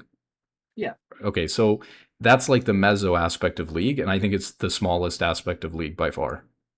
okay, yeah, okay. Actually, I have a good thing I want to introduce here. You Sure. know how like the idea when people play too passively, like you know why that's bad? I think in my opinion here, it's because it makes your opponent's under no stress. I don't know that I agree with that. I think in general I'm a big proponent of doing nothing and winning. So when players are not stressed, you have your full cognitive abilities to think about how to win or make up a game plan. That's true. Yeah. Like when you're under stress, actually accessing your frontal lobes is harder. Yeah. That's why having, even if you're not overtly playing too aggressively, at least pressuring your opponent by being far enough forwards to threaten I don't agree with that at is an all. active form of stress. Yeah, I get the argument and like logically it makes sense, but I'll tell you as someone who's very experienced with League, like actively changing your positioning to try to affect the psychology of your opponent instead of positioning It's, based on the stats of the champions and stuff like that and like the fundamentals of the game I is guarantee if we watched almost a never. replay, you would be doing this passively though, automatically. No, not your passive gameplay. You would automatically be doing the things I'm saying though. You would be positioned such that if an opponent wants to CS a minion, you could be in position to hit a Q maybe. Are you not doing that? Okay, yeah, but there's a distinguishing between That exerts pressure on your opponent. yes, but there's pressure that you can exert on your opponent for free, and obviously you take that, right? But there are a Yeah, lot of times where players take that idea to an extreme and they try to constantly apply pressure or feel a need to always be threatening to take something or do something, yes, and it that's leads to over aggression, overextending. And I think that the problem is that that's a very dangerous concept for players because if they tunnel on that too much, they end up playing much worse than if they don't think about true. it at all. That's if you overdo it. Yes, it is Yeah. absolutely easy to overdo. But it's something where if you don't do it at all, players like who are in lower elo But who I just wouldn't stay say way that back that's at like all. like trying to hit my Q isn't like about psychologically pressuring my opponent. I'm trying to No, do no, it's damage not. to them. But when you are at least close enough to they have to respect you, right? Sure. That means that they're having to like actively divert some part of their attention to your presence and respect you. Yeah. Not it doesn't have to be a lot, but that Mhm. uses up some of their cognitive resources. Yep. And like when players have less cognitive resources available, they have less things to make a plan with. hmm Like so eventually the player gets enough cognitive resources used up that you know how a player will typically act in that rank when they have limited cognitive resources. That's the pattern you're saying you establish to like train yourself to act towards. I don't think it's about them being under pressure as much as it's just about like I have a good sense of like where they're gonna click and when they're Yeah, gonna throw their because abilities and stuff. they have to fall into their autopilot. Players when there's Um, like limited cognitive I think resources, that they they're don't use all their autopilot almost. package. I think that they're almost always autopiloted. If that makes sense. I mean, I could be pressuring them, not pressuring them. I think their behavior is very similar.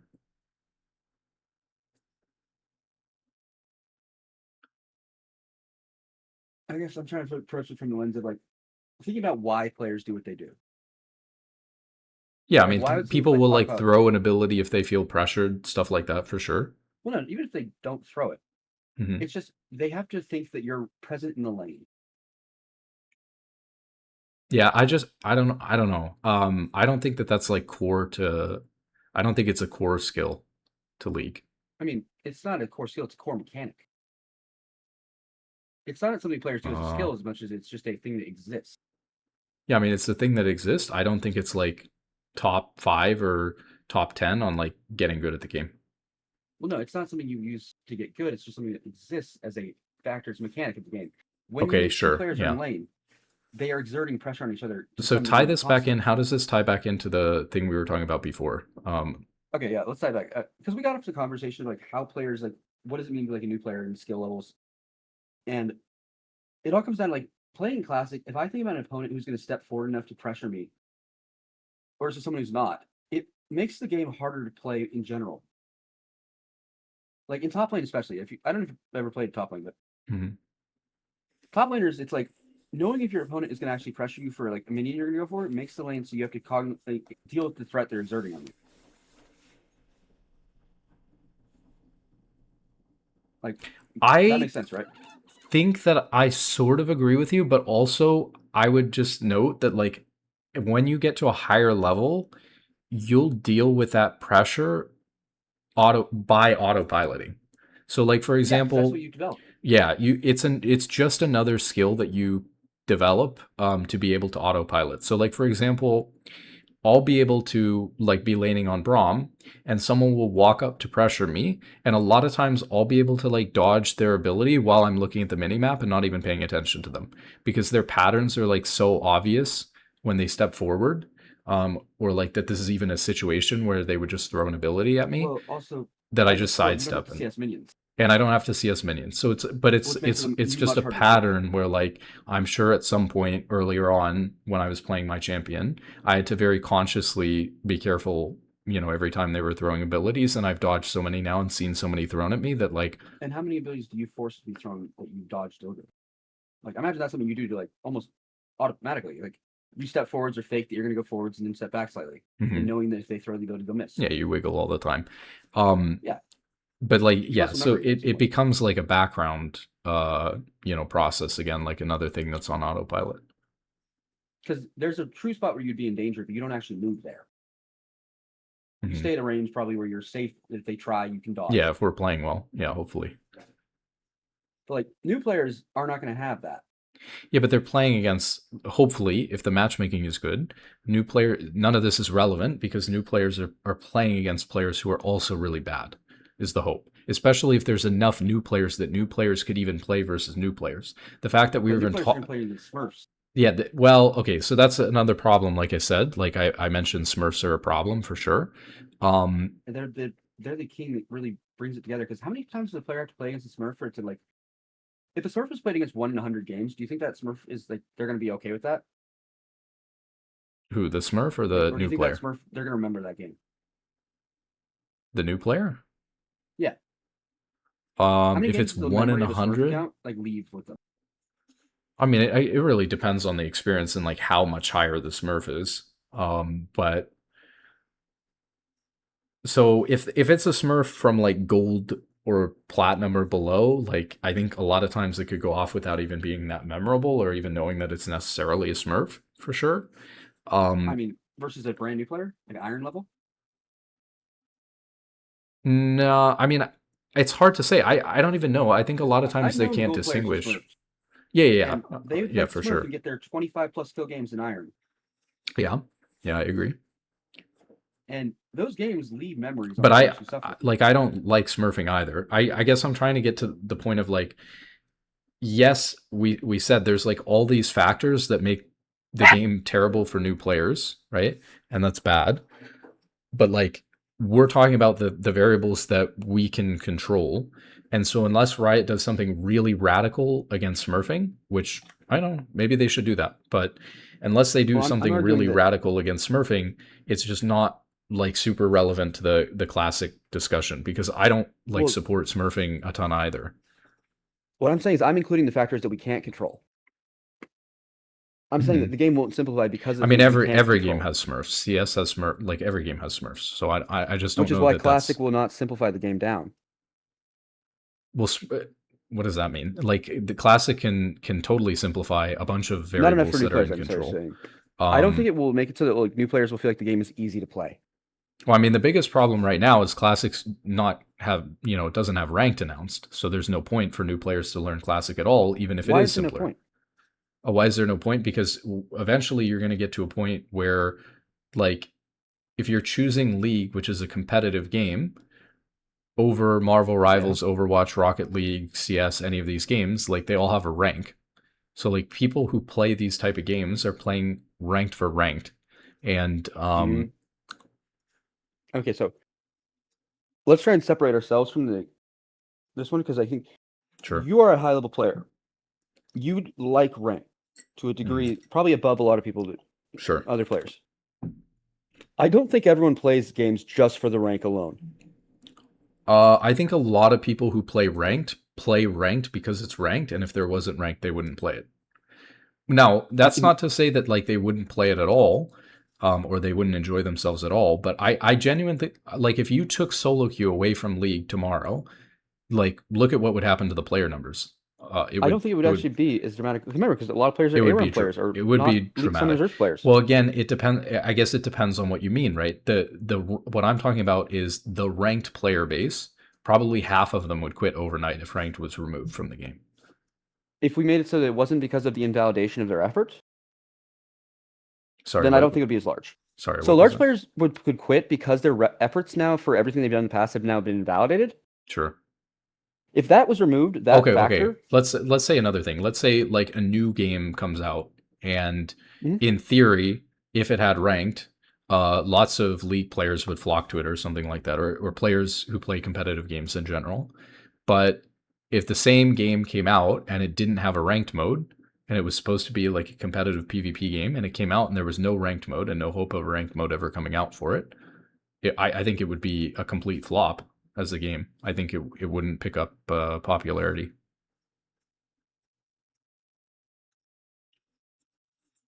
hmm. Trying to think about like what are some games like? Does FIFA have a ranked mode? Yeah. Okay, I don't know. I don't know about Yeah, FIFA. FIFA and So I was just eFootball have checking. a ranked mode. Obviously, like all the competitive games I've been listing, Rocket League, CS, Yeah, they Marvel do. I Rivals, know those ones. Overwatch. I think even Fortnite has ranked. I'm not really sure how that works though. They do. I'm pretty sure they Obviously, do. like Roblox and Minecraft don't have ranked, but that's just because those aren't PvP games. I mean, there's PvP in Even some of like those, I guess. WoW, I'm pretty sure that there's like an arena rank or something like that in WoW. I'm not really familiar with WoW. There is, yeah. WoW's arena, but like that's not the only way you can do PvP in Yeah, that's WoW. not. I wouldn't classify WoW in the same category as these other games because WoW is obviously mostly like an It's about MMO knowing and if a game is social or not. yeah, Like League of Legends, if you play with 5 stacks, it's social.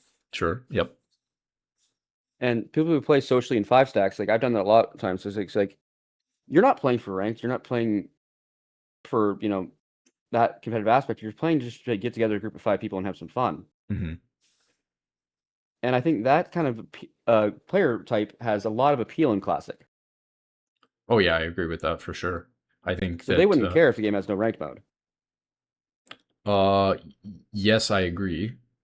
Well, okay, so your argument is that like a friend group is going to come over to try League Classic even though there's no ranked mode. Players, so if you ever used the League of Legends like That's probably Discord true. server to like join random Yeah, like yeah. 5 stacks, Yeah. like players aren't even friend groups. They're just like solo players who join a random group of 5 people to play. Yep. Yep. Because League is better when you don't have random allies who you don't know how they're going to act. hmm Like if you even have a group of 5 strangers, just because you can communicate and talk to each other, it's going to be a more fun experience. Oh yeah, I totally agree. They're scared to add voice chat. Oh yeah, I mean yeah.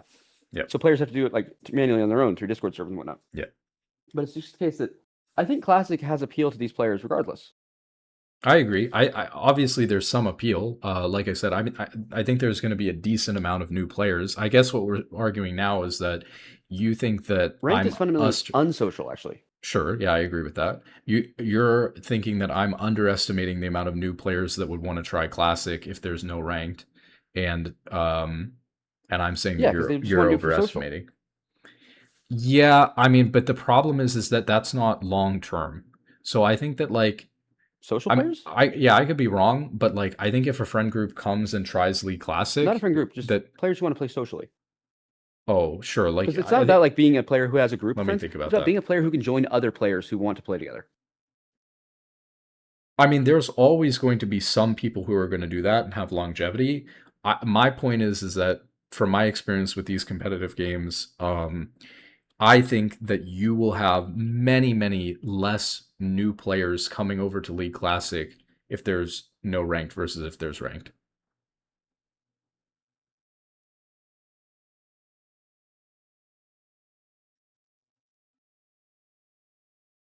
So when you say in your experience, can you give me some background context here?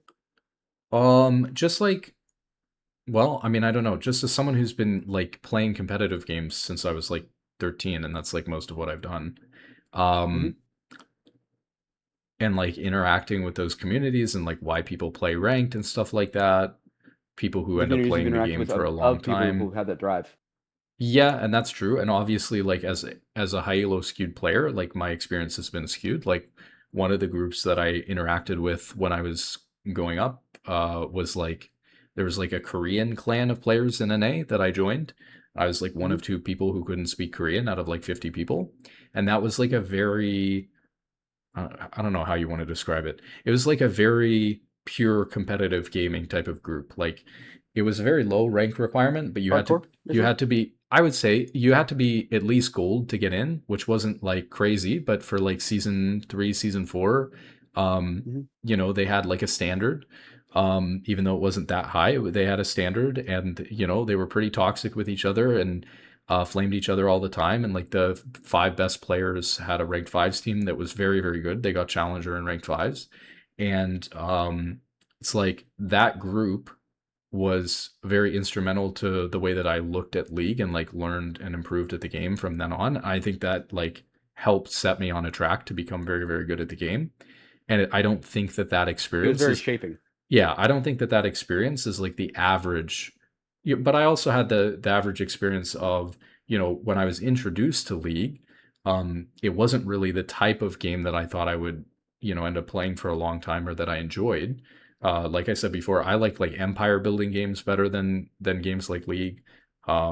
I don't really even care that much for like fantasy games and stuff like that in general. Um, if I had to quit League and play another game today, it'd probably be well. Right now, I'm on like the soccer kick, so it might because of the World Cup though, so that's kind of temporary. It might be like um, probably CS at this point. But anyway, so like League is not my type of game at all, but my friend group was playing it. And so like I came up the same way, like leveling to level 30 with a group of 5 or 6 friends. But then we went into solo queue and it became a much more isolated Yeah, experience where we that's what weren't playing together Raid does. anymore.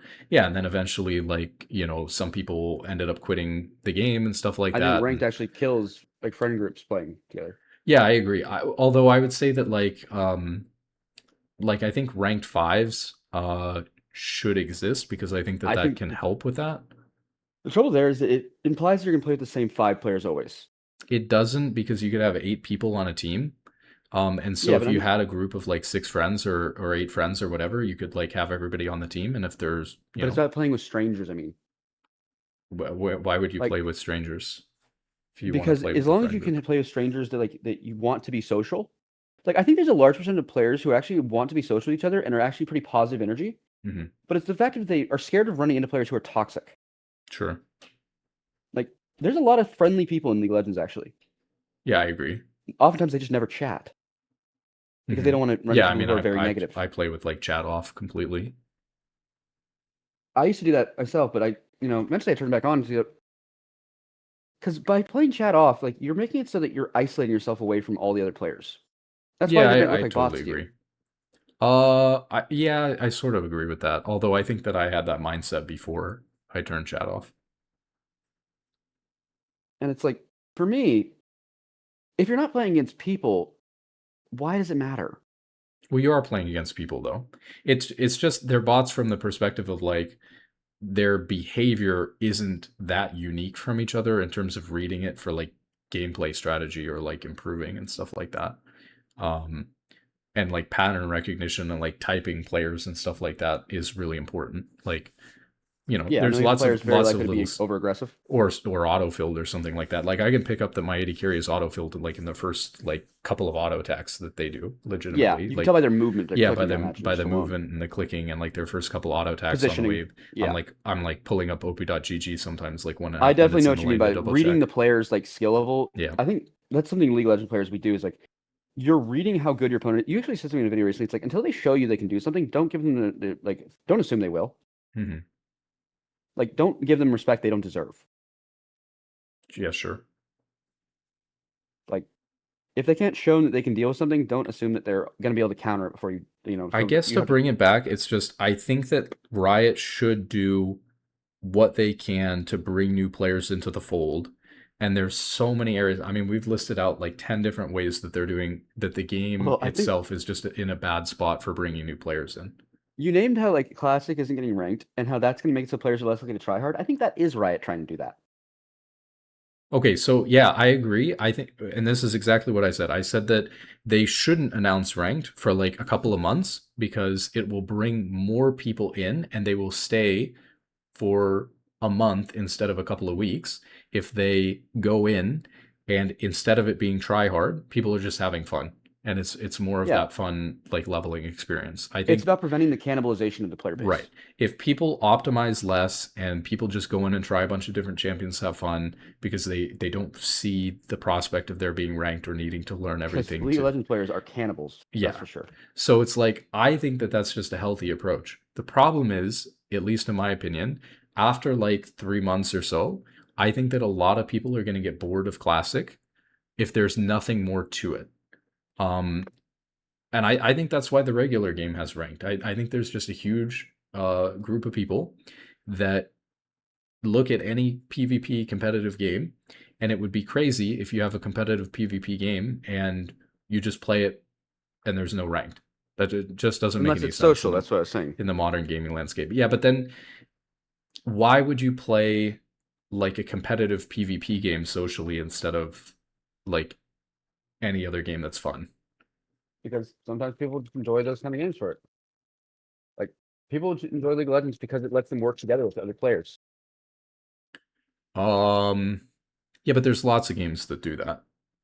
Yeah, but sometimes just people like MOBAs. They like the champions It's that they look. They like the skins. They let's like the put it characters. another way. I agree with you that there's a huge group of casual players. There's also a huge group of ranked players. Even if the split favors the casual players, and like we see in regular league, maybe 80% enjoy normals and ARAMs for fun, and 20% play ranked. But if there are like a million or 2 million hardcore ranked players, that is a huge subset of the player base that Riot has to pay attention to and accommodate. And if you release Classic and you cut out 20% of the player base because you never announce ranked, even if you want to keep it nice for a couple of months and then announce ranked, if 3 months rolls by and there's no announcement for ranked, I think Riot is going to miss out on a huge portion of those older players that would return because they want to get into ranked for the old game, or players like me who would be excited about a different version of the game that can be competitive and sorted through. And it's like if that doesn't occur, then you're going to drop a huge amount of money. Millions of dollars will be lost because you lost 20% of your potential players or something because there's no ranked. So, what do you think the amount of players who play ARAM each month and Arena each month are? Arena, I have no clue. I see a lot of people playing it though. Like my friends seem to, from back in the day, always are playing that. ARAM is substantial. Like I said, I'm pretty sure I heard that stat that I'm pretty sure there's more people playing ARAM than Summoner's Rift. So I'm pretty sure but this stat's super old, the 80-20 split between ranked and normal games. So if we go off of that, let's say that you have like 1.3 million ranked accounts in NA, and for every one player playing ranked in NA, there's four who are playing normal games.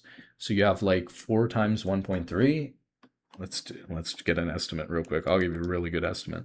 So I have like 5.2 million people playing normal Summoner's Rift. And so I probably have like 6 million people, but this is just for NA. I probably have like 6 million people Here, playing I ARAM in found something. NA. I found something interesting. It's Globally, I League have no your idea. your in League actually has the stats on this. Okay. But your number, right, if it's all regions, is going to be much bigger than that. I could estimate for all of the major regions, but it'd take me a while because I don't know the numbers for EU and Korea off the top of my head. And China, which is the biggest Well, you one, can sort by region. It lets you sort by there's region, right? no data on You can op.gg sort this about by rank. region. Does it have China or? I don't think it has China, but you can sort by all the other ones. Well, see, that's what sucks too, is like for whatever reason because there's like 50 Chinese servers, the Chinese data is super hard to get, even though it's like the most important. Yeah, we can see here, like, for this 2025. But, so this is saying there's more ranked players than any other game mode. unless you look at like NA, which is mostly ARAM players. Yeah, okay, so this stat then that there's more people playing ARAM, it doesn't look like more people are playing ARAM than Summoner's Rift. It looks like more people are playing ARAM than ranked. Also, ARAM guns are quicker though. It's one thing to admit. Yeah, and that's also true. So, yeah. But like, if you look at it, players play norms in ARAM quite substantially. Arena is actually not that high up. It's on NA. It's only 5 million, but globally it's 40. Yeah, I mean, I have some interesting thoughts on this, but I want you to go ahead for a second first.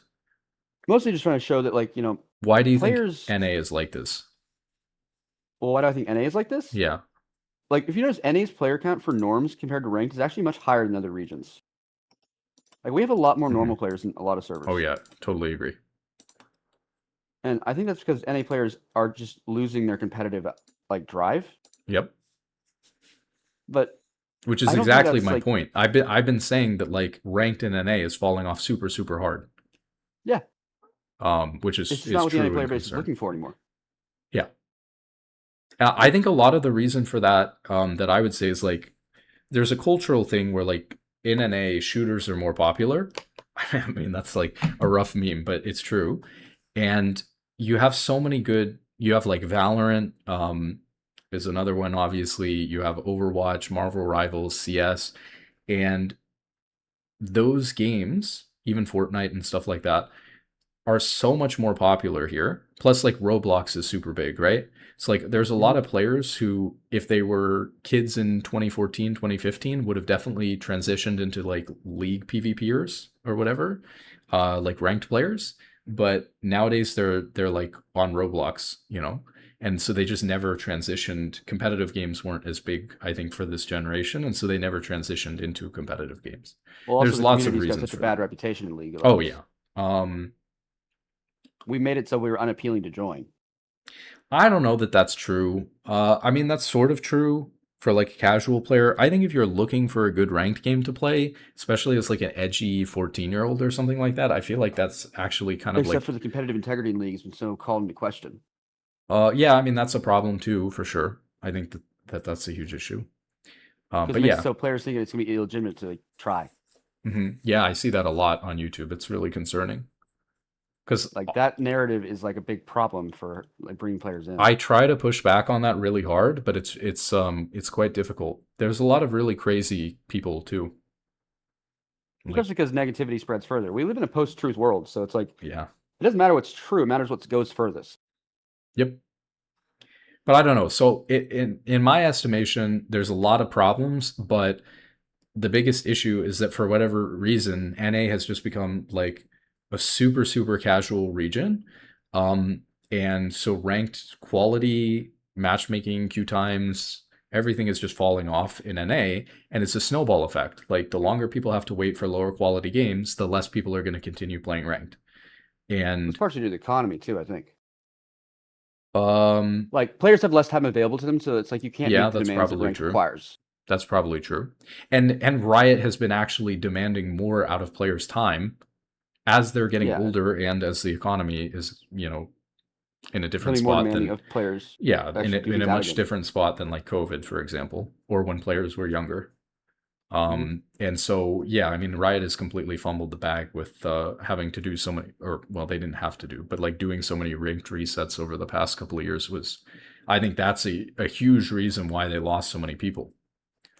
Or it's like it's not to say they've lost everyone, or they've lost gone to them from ranked. Yeah, they lost them from ranked. They even still enjoy the game, like you're saying. It's just they don't have time to play. I've complained about this a million times. It's like if I have to play 200 games to get back to my rank, it's absurd.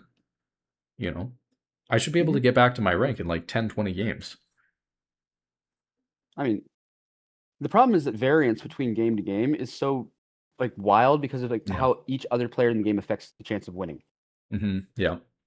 Yeah, that's something I've tried to explain to people too that gets really complicated. Is like people think that the matchmaking is rigged because there's so much RNG of what can happen in champion select, and the matchmaking happens obviously before champion select occurs. So Mm. Mhm. you get into champion select, people's champions get picked and banned. Jimmy decides to pick his first time champion or whatever, and the whole game is like goes from having pretty 50-50 fair odds when the matchmaking puts the game together to like being completely broken when you get into game. And because of the Yeah. champions one team picked versus the champions the It's other also the team picked, emotional state of the players that day. yeah, the emotional state of the players, the synergy certain champions have on one team versus the counters on the other team. And all of a Whether you get a sudden, counterpick matchup or by not. the time you enter the game, it's like 70-30 who's going to win. And people perceive that as like from minute zero, the matchmaking was skewed against me. And And there's it's, the problem of also when players see that probability, like they yeah, see the bad matchups, they then mental boom out of the game before it yep. even starts. Yep, definitely happens. You get people They stop typing trying as from the hard. previous game and all that stuff. That's kind of mental state, but yeah. Or just like baggage the player has historically. Like, I've seen this matchup every time my ally on this champion loses to that champion. I hmm think they're going to lose ahead of time. I'm not going to Yeah. help them, which might make them lose even harder. Yep. So I don't Like, know. so many times. Yeah. I was hopeful that like Riot, I feel like needs to do something to bring back like the competitive ranked player base in NA is what I'm looking for. And I saw League Classic as an opportunity to do that because a lot of players who feel like it's too complicated to return to the game now because there'd be too much that they have missed out on or to learn, or it's too time consuming, or, all these different problems. It's like if they could return to a fun, nostalgic version of the game and then eventually transition that into it's like what happens, how do you keep the players who come back to Classic for nostalgic reasons? It's like there's going to be two types of players. It's going to be players that go to Classic mostly for nostalgic reasons who haven't played in a while, and then there's going to be people who go to Classic um, who are like brand new players that never got to experience League in its prime, and they're going to want to go back and like try it for the first time. How do you keep both of those groups of players like playing the game after a couple of months once they are interested in the game again or whatever? And They it's play for friend, like being social or not.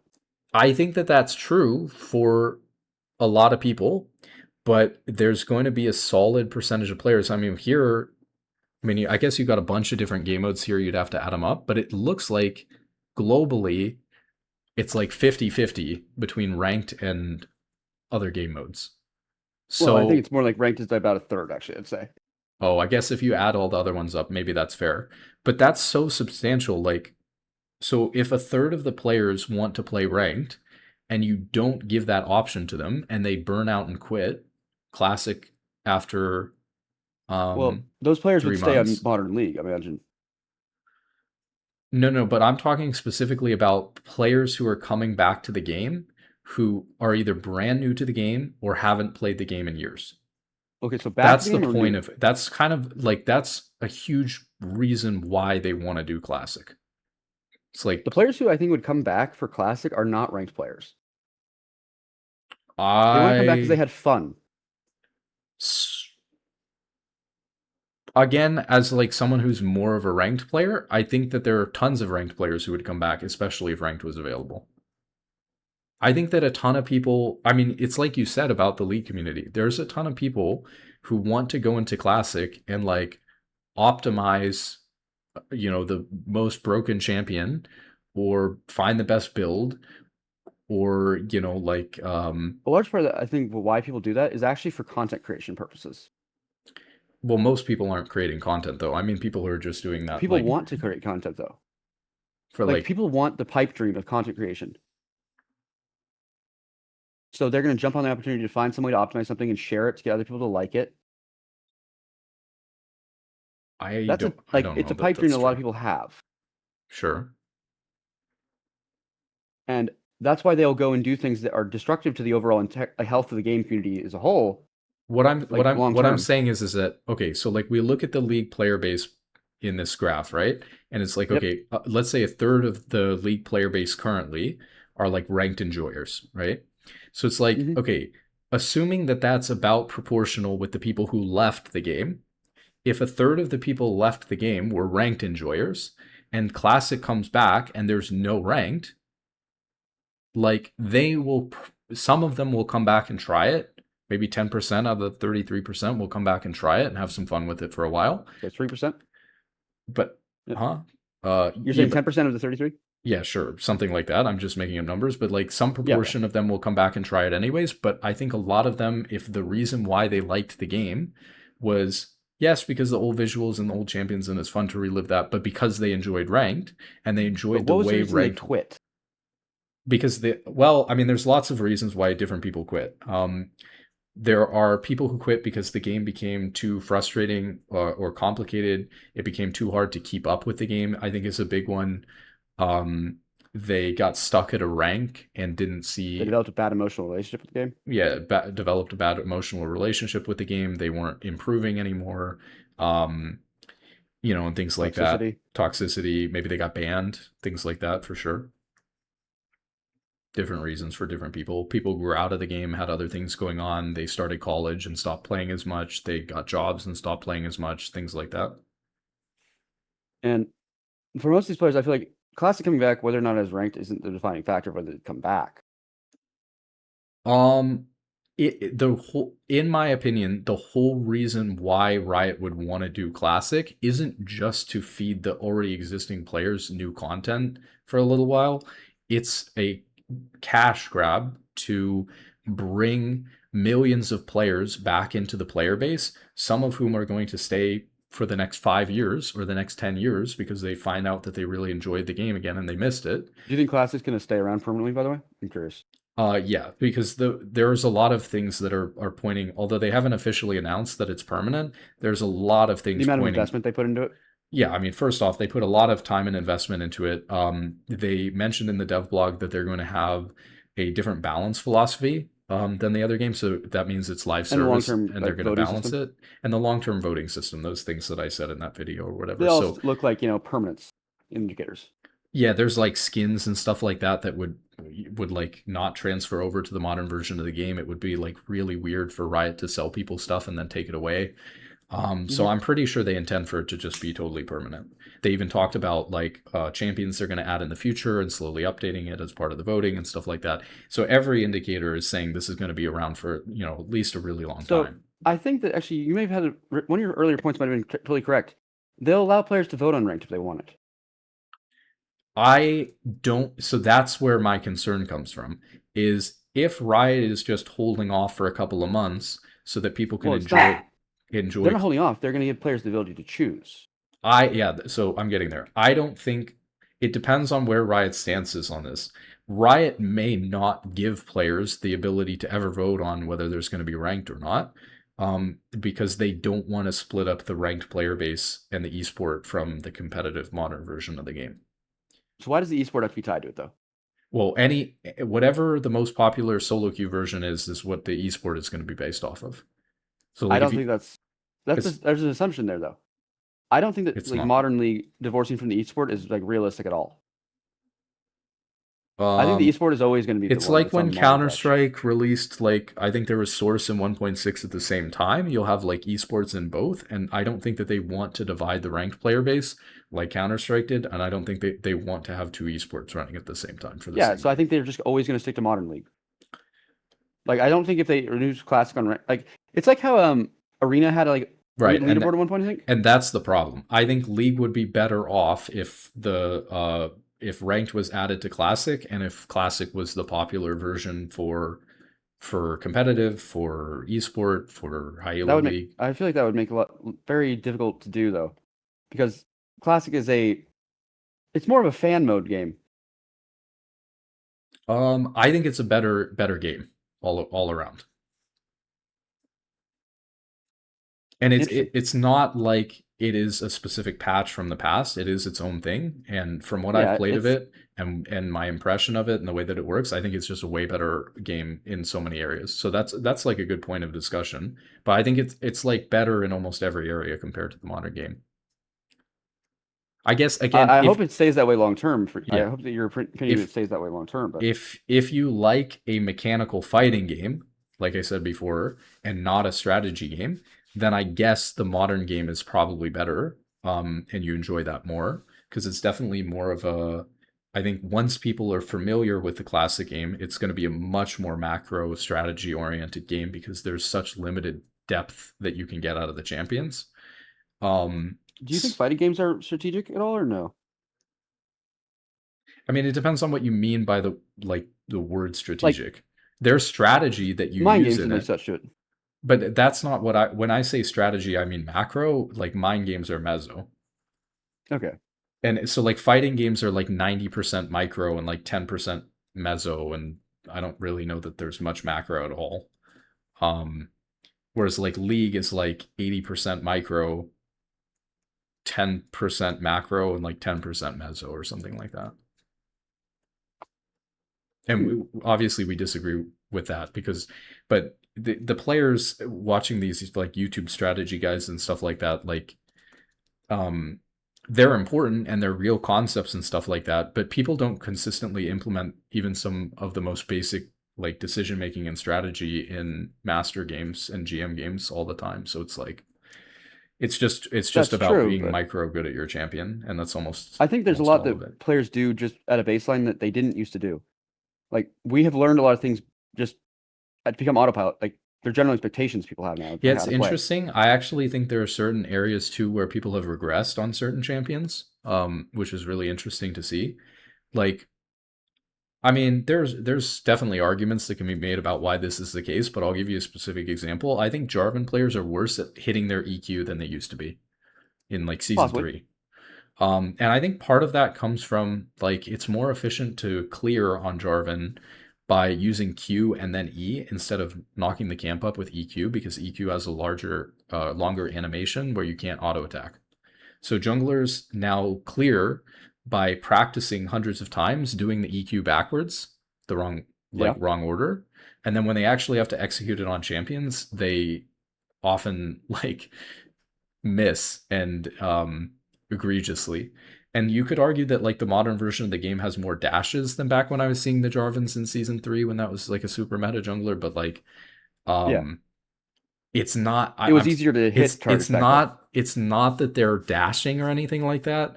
It's that these guys literally can't hit it. It's really Well, crazy. when Even at players like have less really high dashes in the rank. game, you have more opportunities to practice, and that means that you're going to be overall better at your That's overall true. accuracy. Yeah, that's also true. Yeah. Because nowadays you're like less So likely they're to throw it at barely ever all because players are practicing not it. getting Yeah, they're dashes, used to holding it, or waiting until it's really guaranteed, trying and you to don't lead improve at with something you don't practice. right, trying to lead with every other ability, like ult, clearing with the wrong thing. So they're actually in some areas like, and maybe that's a good thing because it's better to do things that way. But when they go to EQ, it's like so disgusting to watch because when I was playing in bronze, my in season 3, my bronze teammates were EQing on Jarvan better than people are EQing on Jarvan now in Masters, and it's like, supposedly people are getting so much better mechanically, uh, and it's just a weird contradiction to that. But it's probably just like a weird one-off thing with everything that's going on with that champion. Um, you know, but I don't know. Okay, well, I think we're probably about ready to wrap up. I just want to leave a Yep. little question. Is like, how long do you picture yourself playing League for, like remaining in your time as a player? I don't know. It's really, really hard to say. Because like I'm at a very big, like so many turning points in my life. Um, so I'd like to, I guess my goal for the game would be I'd like to be able to consistently hit Challenger. I only hit Challenger one time and it was somewhat early. It was like the end of February. It was like above, the threshold had moved up from 500 LP. I was like Challenger with like 660 LP and I held it for like 2 weeks. But I, you know, I want to make actually a whole video on like what it means to be challenger. And I think what it means to be challenger is being able to consistently hit it at will. And that's very, very different because there's a lot of, challengers top 300, but there's probably thousands of players who have hit challenger at one point.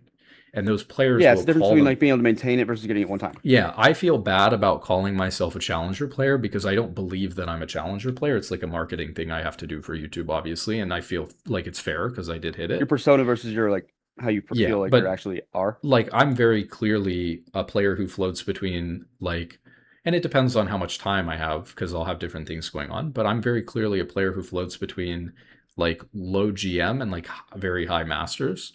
And that's meant different things. So like now that means around like 900 or 1000 LP. Like last year that meant maybe like 400 to 500 So LP. are you saying you're in the camp of like where if a player isn't able to stay there consistently all the time, that it's not legitimate? Well, it's not even being able to stay there consistently because you'll have stuff that comes up in life. So if it takes you a bunch of games to grind to get Challenger and then you have to play once a day and you're not able to maintain it for like all year, that doesn't mean you're not a Challenger player. It just means that like if I go and I play, like look at this season, right? I guess it's been Hmm. complicated because there was a reset in the middle, which sucks. But like this season, I probably played like 500 games or something, and I haven't hit Challenger. So, or yeah, I've played like 600 games and I haven't hit Challenger. I was really close at one point. I was 5 games off, but like the reality is that I haven't hit Challenger and I played 600 games. I think if you play 600 games and you can't hit Challenger or you didn't hit Challenger over 600 games, even if there was a ranked reset in the middle, so like let's call it 300 games and 300 games, even with 300 games and 300 games, if I didn't hit Challenger at a point during that time, I feel like I'm not a Challenger level player. And I think that's a realistic expectation to have for myself or as a standard. And so I want to be able to be the type of player that can consistently hit Challenger. That doesn't mean I'm always going to hold it because if I go and focus on other things for a month or have something come up with family like I had earlier this year as well, like I was in California for 3 months this year as Hmm. well. So it's like if something like that happens, um, sure, a challenger player might, kind of go somewhat inactive or like semi-inactive, and they're hovering lower than they normally would, but then they come back to playing more consistently and they go up to challenger. That's still a challenger player, but you should be able to hit it when you put in a fair number of games. If you can't hit it, even if you put in a good number of games, then you're not really capable of playing at that level at that time. Um, so I'd like to do that, and then I kind of would like to be able to play in like I'd like to play in a team. I think solo queue is really depressing, and like the level of gameplay, like I've been saying, is like you always hit a new rank in solo queue. You get to masters, you get to GM, you get to challenger, and it feels really really nice. The quality for like the first few games, like the first 10 games or something, feel Then you like the realize the best players games in you've every ever rank are played. bad. Yeah, and then you realize the players in every rank are bad. You start seeing the mistakes that they're making, which you have to do if you're a player who's capable of improving. It's like you're seeing your own mistakes and being hypercritical. You're seeing your teammates' mistakes and weaknesses in your opponent that you want to exploit. And you start to realize how bad even challenger players are playing a lot of times. Yep, And then it we're all becomes, human. yeah, we're all human. And then it becomes like, okay, well, we've all been working on this for a really long time. And is this really the best we have to offer? We want to be better and better and better. And So so I don't know. That's if I League were to end mm, tomorrow, like what would you have taken away from your time playing the game? I Like think as a player, yeah, like what was the long term takeaway you've gotten from the game? I think that it's just a really good tool, especially for like a young guy to learn how to get better at stuff. Yeah, I agree. And so I think like for me, when I stopped playing League for a little while in like season 8 and went to college, in high school I had like terrible grades because I didn't really care about school. But then when I started community college after um, like doing a lot of what I had done with League for a while, it's like I started community college with a completely different outlook on school because school became extremely easy because I treated school like I had treated League. Like I wanted to do well and I wanted to improve and like get the best grades that I could and try hard at it. And it became Hmm. like incredibly easy because to get to the top of League is like, you have to be like a rock star. Like your odds of making it are extremely low because there's only like 1,000 people that can be GM plus. But Yeah. I didn't even expect to get here. I got stuck at Diamond and then quit for a while when I Hmm. started college. But in college, like or school or even like the workplace in life, so you're like set for success. Like you actually have to do way less than, thing that's limited where only 1,000 people can be considered super successful. It's like you go to school and like a ton of people can get A's. Yeah, So it makes so because many things easy. I think it's super good if you play for a limited amount of time as like a young man, and it teaches you how to like admit your mistakes, be self-reflective, take um, accountability for yourself. Yeah, take accountability, be self-critical, and learn how to like question things and improve things. critical Um, thinking. Yeah. Critical thinking, all this stuff. There's a lot of skills that you can develop from League that are important like that. Problem is that probably more players develop bad habits. They have like a negative approach where they blame everybody for everything, and they don't accept responsibility and accountability, and they don't improve, and they get stuck. Um, if those are things that you take away from League, or you don't learn how to get past those hurdles through a game like League, or you spend too much time on it. I mean, I struggle with that. Everybody does, especially if you're playing at a high level. It's like it can take too much time, and that's a problem, because you get to a certain age where you don't want it to You take only too have so much many time, hours or in your you life. only have so many hours in your life. And so I think it's good as a limited tool to like teach a young person something like that. But then at a certain point, you can't get addicted, and it needs to be like limited. Otherwise, it's going to take up time away from other important things. So, as I said, if the game were to end tomorrow, do you feel like you would be proud of your time playing League, and like that it would be fine if it ended?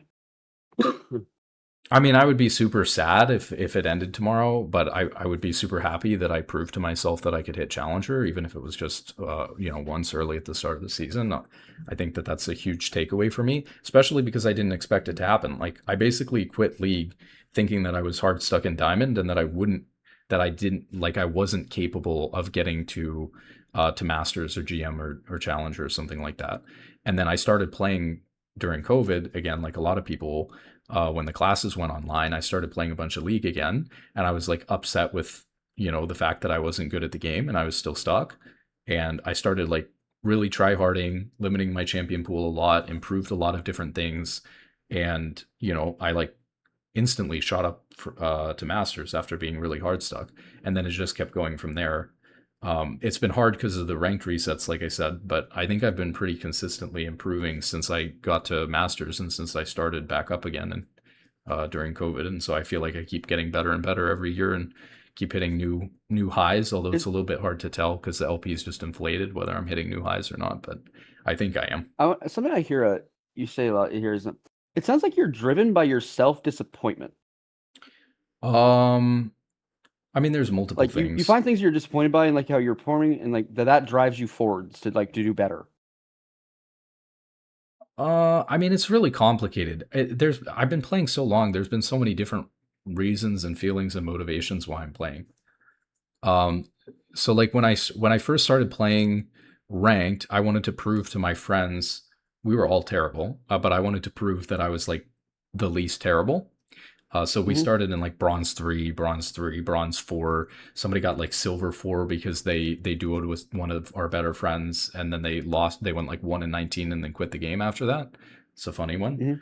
Hmm. Um, so I just wanted to like keep playing and prove that I was like better than they were, because when we were playing normals and stuff like that, I was always like kind of a weak player, and I had like switched roles and stuff too, which I think was like why I was a weaker player when we first started playing, is I was switching roles all over the place. Because I started playing top lane almost all the way to level 30, like old Pantheon, old Irelia, which I'm Hmm. excited to play. I got one game in on Pantheon. And then I switched to support because we needed someone to play support. But I didn't start learning that until like after we were level 30. So I spent like all those games practicing top lane, which is kind of healthy actually. I mean, it's kind of good to start with the solo lane a little bit more mechanically proficient. Although I don't think being a new bronze top laner helped me very much with being a new bronze support. But um, yeah, the motivation at the very beginning was to prove to my friends that I was better than them at the game and that I was good. But then they stopped playing, and then it became less about proving that to them. And I was like seeing what was going on with TSM in the early days, and I wanted to play pro, but I didn't want to play pro because I like enjoyed the game so much. I wanted to play pro because it looked super fun to like live in a gaming house with a bunch of guys. Hmm. Um, and then that sort of went away when like I kind of got that experience where my friends went to college and I like lived with them for a month in their dorm and I was just playing League while they were going to college because I started school a year later. Took like a gap year Mhm. and I was playing League. And so I kind of got that experience. We had like this really fun experience for a month and um and then I quit playing and went to school and then I wasn't really focused on playing at all. Then I got back into League during COVID and then it was more about just like proving to myself that like, hey, I actually am capable of hitting masters. I just was approaching things the wrong way and like stubborn and not willing to improve and stuff. And then I wanted to play collegiate, and then that didn't work. Then it became about proving to the people who didn't let me on the collegiate team, once I got masters, that I was better than them. And then I got challenger. And then it became sort of about like, I mean, I just genuinely am addicted to the improvement process, and like also seeing what I can do with like content, YouTube and stuff like that. But it's just like a hobby. Okay. Because I just So it's wasn't just sure been if a I was ton of hearing different like a lot of reasons. It seems like you have to be driven by someone doubting you or doubting yourself. I mean, yeah, different players have different reasons for motivation. People know from like sports and stuff like that like some people want, like my wife, for example, doesn't do well with like negative criticism. She wants like, like cheerleader support when she's like learning League and playing League and stuff like that. So She if wants I'm to have, encouragement. Yeah. Right. Yeah. And there's like a lot of people who like do really well because of encouragement. I do really well through like negative feedback or like people doubting me or something like that. So if I was playing a sport and I had a teammate who would come up to me, and I played a ton of youth sports before high school. In high school, I just played League and I didn't play sports, but I played sports from the time I was like 4 until the time I was starting high school. Sometimes like multiple teams at the same time. Like I was on 2 soccer teams at the same time in middle school, and I was definitely motivated by like people telling me that like I was doing something wrong or that sort of thing. And that was where that Korean group that I played with for a couple of years in League came in as well, because they were very Koreans have a very direct way of talking about League. They don't like, it's not toxic in the way like other League players are toxic. It's not like just flaming each other and calling each other insults. It's more like the high level toxicity I'm talking about in like GM and Challenger. It's like someone will dissect exactly what you're doing wrong and why you're terrible at the game with precision without throwing an insult at you, and they're The thing is 100% this, they do right. that in a way that it's also still like not actually valid to, because they do it in a way to say Sometimes. you're terrible at the game, but they discount everything you're doing right. Yeah, I mean that's sort of true, but It's I mean it goes disingenuous, it goes is the both thing. ways. It's a little bit disingenuous, but it goes both ways. I thrive off of that kind of environment though, so I like it. But a lot of players can't handle that and don't like it at all, and so it Well, really depends on how you're motivated. And in some point, like I've coached competitive teams too. Different players are motivated by very different things. Like you have to be careful as a coach that like you don't, like if I have a player who wants encouragement, I'm going to encourage that player. I'm not going to go to that player and tell them they're shit. But I might have another player who like actually like me, um, will go play 20 solo queue games straight if I tell them they're shit, and then they'll get a lot better. And but is that player actually doing what's healthy for them though? is it healthy? That's a good question. Like a player who's Psycho. gonna then go play 20 games of solo queue in a row? uh I Or are they mean, just doing something maladaptive? it depends. I mean, is it's kind of depends, because like it's a really tough question. I think it is healthy if it's not interfering with their life and their goal is related to League and it's helping them achieve their goal. If it's interfering with their life and or like hurting them in some way, or like it's not their goal to play League and they never wanted to play League and they hate the game or something like that and they're just stuck doing it because of other people, that's a huge problem.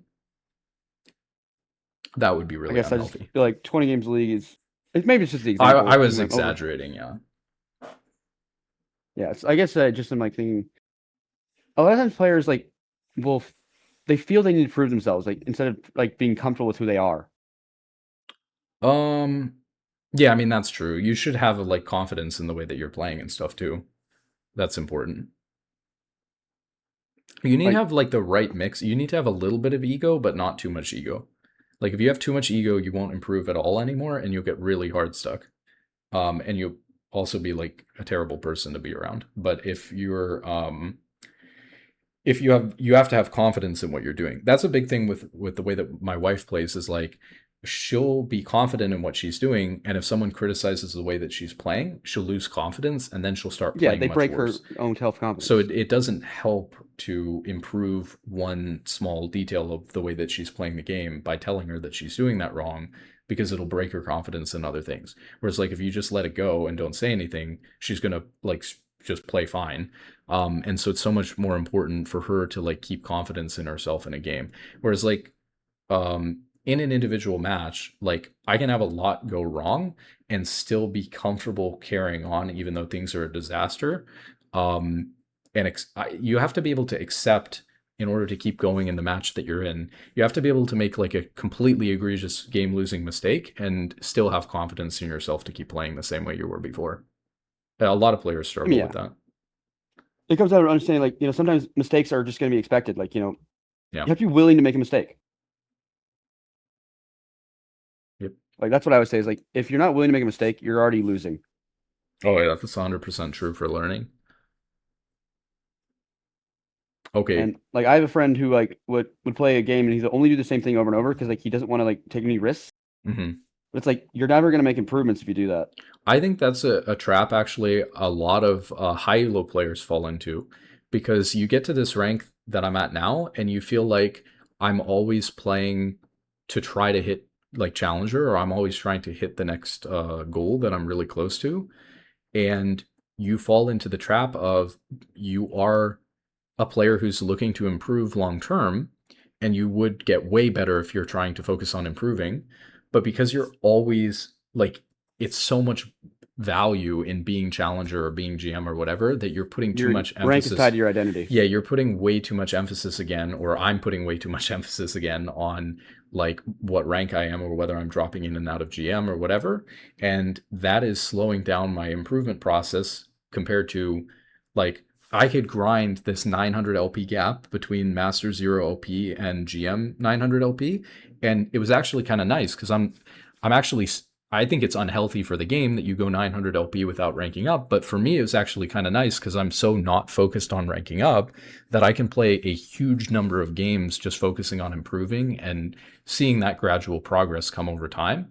But once I got to GM, it's like the pace kind of slowed down because now I'm like taking the games very individually, rather than Every focusing game has on much more higher improving. stakes for you, like Yeah, emotionally. the stakes are really high because you get like 5 games off of challenger, and the stakes become extremely high. You um lose your ability to play without like overthinking it. I think I do pretty well with that. I think I just got unlucky. I guess I mean like overthinking but emotionally. but yeah, I mean that can definitely, I just think not playing to practice enough. You think that you're at a rank and at a skill level where you if I'm 10 games off a challenger, or even 20 games off a challenger, or 5 games off a challenger, it's like, it's all about playing the best that I can in that individual match to maximize our chances of winning, not about taking risks to learn and improve at the game. But if I'm sitting here in GM and everyone in GM is improving like crazy every year, more than, well, challenger too, but, more than every other rank in the game, right? So it's like, Mm-hmm. if I'm sitting in GM and I'm trying to maximize my chances of winning every match because I'm trying to hit challenger one time again, and I'm not trying to like learn and improve anymore, or as much, then like I'm going to fall behind in pace compared to other people. So that's something that people even in high ranks struggle with a lot.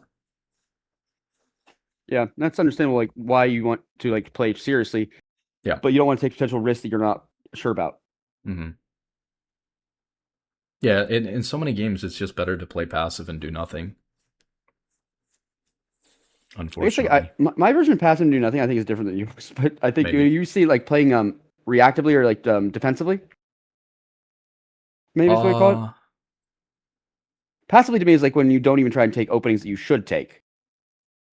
I don't really know what you mean. For me, like playing passive versus not passive has a lot to do with like the jungler in league. So it'll be like their bot lane will be mispositioned if their jungler's not there, but I don't know where their jungler is. And Oh, so that's playing based one, off the information you have. That's yeah, like reactive. one game I will fight that every single time because I don't care, and I'm just like, I don't know. I'm not either like not paying attention to it, or I'm just like fighting to improve and like level up my mechanical skill.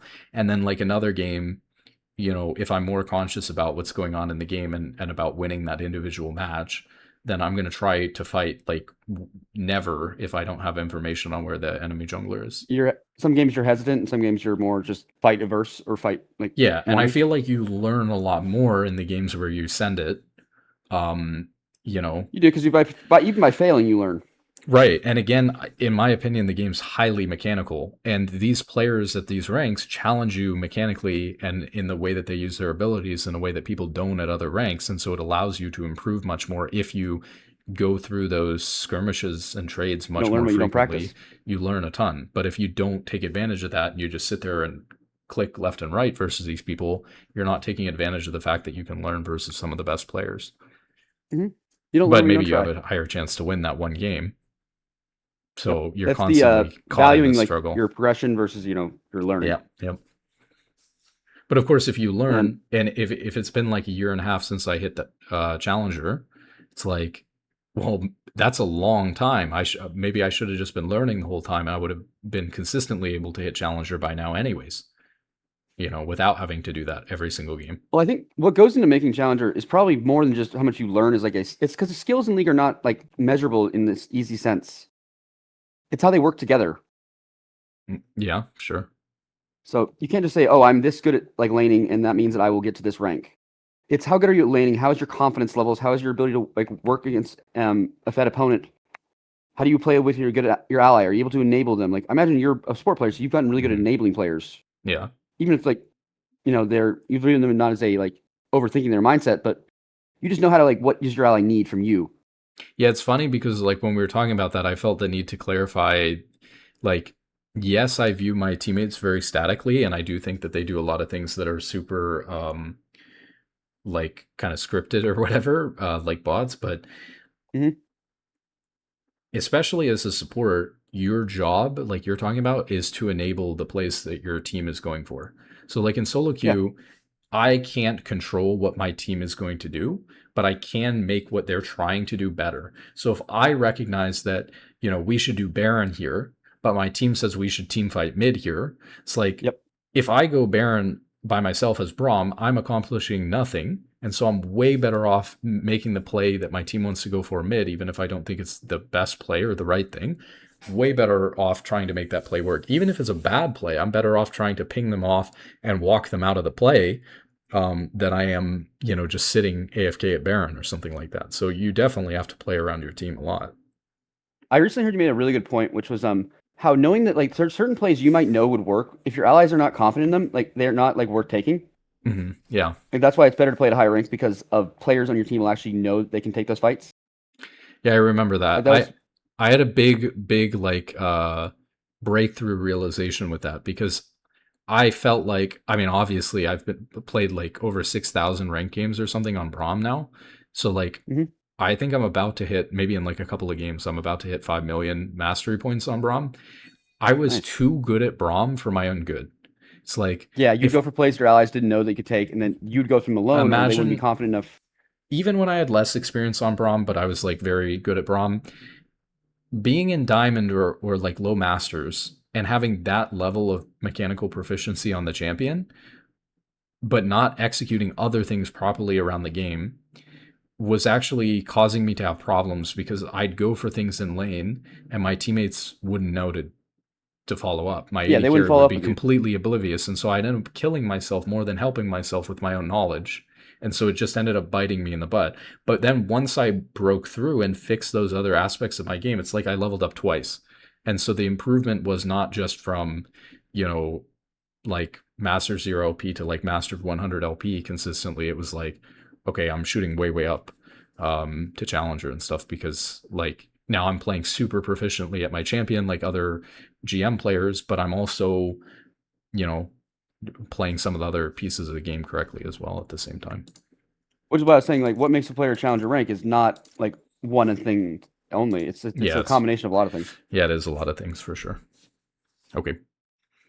But okay, I think we've usually used up a lot of time here, but Yeah. I want to be able to wrap it up. Uh, sorry if at the end, like, I kind of just started like asking like what your relationship with the game was like, because I want to see like No, when that's you're okay. saying that you have a lot invested in League. It seemed like you had a lot invested in like whether the game survives or not. So I was like, I wasn't sure if like you were okay with if the game had to end, it has to end. I mean, I'd have to come to terms with that. I'd be fine. I'm not gonna like cry over League or something like that. It is what it is. It would be sad because I want to be able to get to a point where I'm like able to get Challenger consistently, like my next goal, or like able to play, um, like I can't move to California to play professionally, but to be able to play in like tier 2 or like an open qualifier, I guess that's like kind of tier 3. I guess no one really says that, but like tier 2 or tier 3 team, I think that would be really fun. So I would be kind of sad if I don't get to a point where I can like meet more cool high elo players and like play on a team with them and stuff like that. I would be sad about that for sure. But I probably would just switch to something else. So it kind of is what it Yeah, I was is. gonna say, is League a thing you try and do for your like you want it to be your career goal, or is it a passion thing? No, I do like financial planning, wealth management, so I don't Okay, so need you it as you like a don't need it career for like thing. you know. No. I put Okay, so no, many hours into it. It would feel bad at this point if and I genuinely enjoy the game. So but I mean it's both, right? It's like I do genuinely enjoy the improvement process in playing every game. I would have switched to playing like other champions too. Like I really found my champion in Braum. And I mhm. never get bored of playing the champion. It's like crazy the such a simple champion too. Like he doesn't feel that complicated, but like the levels that I feel like I've been As able a to silver take the player, I know champion what you to are mean. super awesome. Yeah, so it's like yeah, I would be pretty disappointed, but I would probably find something else to do. I don't know. It would Okay, well as long as probably they, it would probably not be good. I'd probably be on YouTube making like terrible politics videos or something like that that everyone hates. It would not be good. So yeah, let's hope there's League not. sticks around. The origin of that question was because have you ever heard the phrase when someone cares about something too much, they start doing things that actually like harm the thing they want to help. Yeah, that makes sense. But I mean, I'm not working at Riot. I don't think I'm doing that much to harm it. Well, like, you do have at least a voice in the community. It's like That's that true. contribution towards the narrative, like and how the view is like. I'm not saying you're doing any harm, but I'm saying like you just have to make sure you're not holding on too tightly. Oh yeah, I agree. I think that yeah, I think that for the most part I try to do a decent job of like combating like bad negative narratives. I don't want to push the narrative that like League is dying when it's not and that like Yeah, that's causes it not. to die, for example. Like Yeah, I'm I aware began of with a that. take with I I d- think the game is doing quite fine. yeah, I don't think League's going to die cuz I say that I'm worried about it or something like that. I'm not worried about that. So I and Well, so I guess I'm when you have small the on narrative YouTube. that Classic could never succeed if they don't have ranked, Oh, that's like I a don't negative take for like Classic did I say that survivability. though? I don't Like think you were that worried that if like they don't bring ranked Classic, you'll die. Oh, that's true. I think that if well, I guess have you changed my mind on that? Probably a little bit. I think in the long run it won't. I don't think classic can last for like years and years and years if there's no ranked. But I think Or honestly it's hard a to simple say view is cuz like, do you think the game they'll is really at probably risk of add it dying before. like from anything? I think it may change, but I don't think it's gonna die. I guess it depends on what we mean by the game, right? If like the game is Summoner's Rift on ranked in Ranked mode, NA, high quality, elo, high yeah, elo. then like I That definitely might think be it can at risk of like decline. becoming degraded over time. Yes. Yeah. Um But I don't know. I mean, maybe that'll just make me rank 1. Maybe that's why I'm going up now. Is is because I'm the one replacing the old players on their way out. But Could be. it's possible. But who And knows? to some degree, that's actually definitely true. Yeah, yeah. I mean, there are Like definitely there are old players who are players who probably are used to phasing play out. that are not playing anymore. Yep. Um, but I don't know. I mean, I guess ARAM could last forever, but that doesn't. I'm not happy with ARAM lasting forever. I'm talking about like the game that I played for 15 years was not ARAM. So Yeah, ARAM you played doesn't matter. SR. Yeah. I mean, I like ARAM too. Don't get me wrong. A good game of ARAM is fun. I played a bunch of ARAM in my time, um but yeah, if like ARAM was alive and the rest of the game was dead, I don't think I would be happy. Well, even norms, I'm saying it would be allowed. Yeah, But like, even norms I would be disappointed if that was what was there. Um yeah, I don't know. I guess classic could totally be fine. You're right. Like a smaller but substantial, well, when I say smaller, like less than the total if it included the people who are interested in ranked for classic, but classic could totally survive with for years with very healthy millions of players who are coming back to like play it with friends and stuff like that. That could totally happen. I don't think Classic will last for like 10 or 15 years though if there's no ranked. I mean, probably not, but I think by that point they'd let the community vote it in at that point. Yeah, I think by that point, I was going to say, I think after even like I was saying 3 or 4 months, I think they'll probably be looking at it. Oh, that was the big thing though, is like I said in my video, is I don't know where Riot's headspace is at. I don't know if Riot's thinking 3 or 4 months, we'll let them vote on it, we'll see what happens, or if Riot's thinking we can't split ranked no matter what, and so we're not going to ever put that up for a vote. I think that's the thing that I don't like. You're thinking that if they split ranked, that's because they make competitive on that patch. I don't think that's actually the case. I think they could like split the ranked in Classic League, and allow like not competitive to have to run that patch. I think that's fine for them to do. I mean, let me give you this as an example. I'm pretty sure the reason why I've gotten 80 carry 3 of my last 10 games is so many people are playing Classic on the PBE. There's a wait list to get onto the PBE right now, by the way. It takes like 15, 20 minutes to get into a queue to get into PBE. There's so many people playing Classic already, and it's not even released yet. There are so many people going to play it on PBE. Usually with most major updates, though. Yeah, well, I don't know. That's happened several times. I don't think so. History. Yeah, I mean, I guess I've never experienced. Even TFT gets that to happen. Yeah, I've never experienced it like this before, where like I'm getting autofilled so much and the game quality is like completely gone in like the middle of a Friday and stuff like that because. I think those two things are probably like not connected though. Like I think your autofills are not directly connected to that. Maybe it's totally possible. It's a small sample size for sure. Because you're at a higher rank where I don't think all the high rank players are flocking to Classic. They are. I literally matched with Gragas, some high elo Gragas player. I feel bad for the other team. They matched against 2 challenger players in the PBE. So how many PBE games have you played? Actually, I'm curious. I've probably played like 12 or 13 Classic games or something like that. Okay, it's possible just by that point the true skill detection is actually just picking you up. Yeah, that's also possible. But we got to wrap up. I got to go to bed. Yeah, no, you're good. You're good. Yeah, but that was a fun conversation. There's other stuff I'd like to talk to you about too on other topics. I refer to you as, not in a bad way, but you're my wiki guy, Yeah. No, that's totally fine. That's what I do. Do you know? Oh shoot, we got to end. But do you know when what's going on with the wiki and Classic? Are they gonna like put the items on there? We have a page for it, I think, made. Yeah, there's a page that shows what champions are in it, and it shows. I think the items though. I didn't see the items. No, the items are on there. Okay. I'll have to check it out. Maybe it's updated or being updated at the moment, and like runes and masteries and stuff like that. It'll be good. It's not fully up to date. It looks like we still need. Because I'd like to be able to theory craft from the wiki, since like in game there's like a tremendous amount of missing information. Sort of. I can give you an update later on. I'll check out what's going on with it. It looks like it's being updated every day. So yeah, there's not like an item page right now in the PBE, and there's like no item sets. There's a list on the page here. So yeah, I have to use the wiki to be able to theory craft some stuff. But anyways, that'll be good. Okay. You should see on that page I sent you. There's a list of all the items. Cool. Thanks for the conversation. Have a good night. Yeah, no, it was good.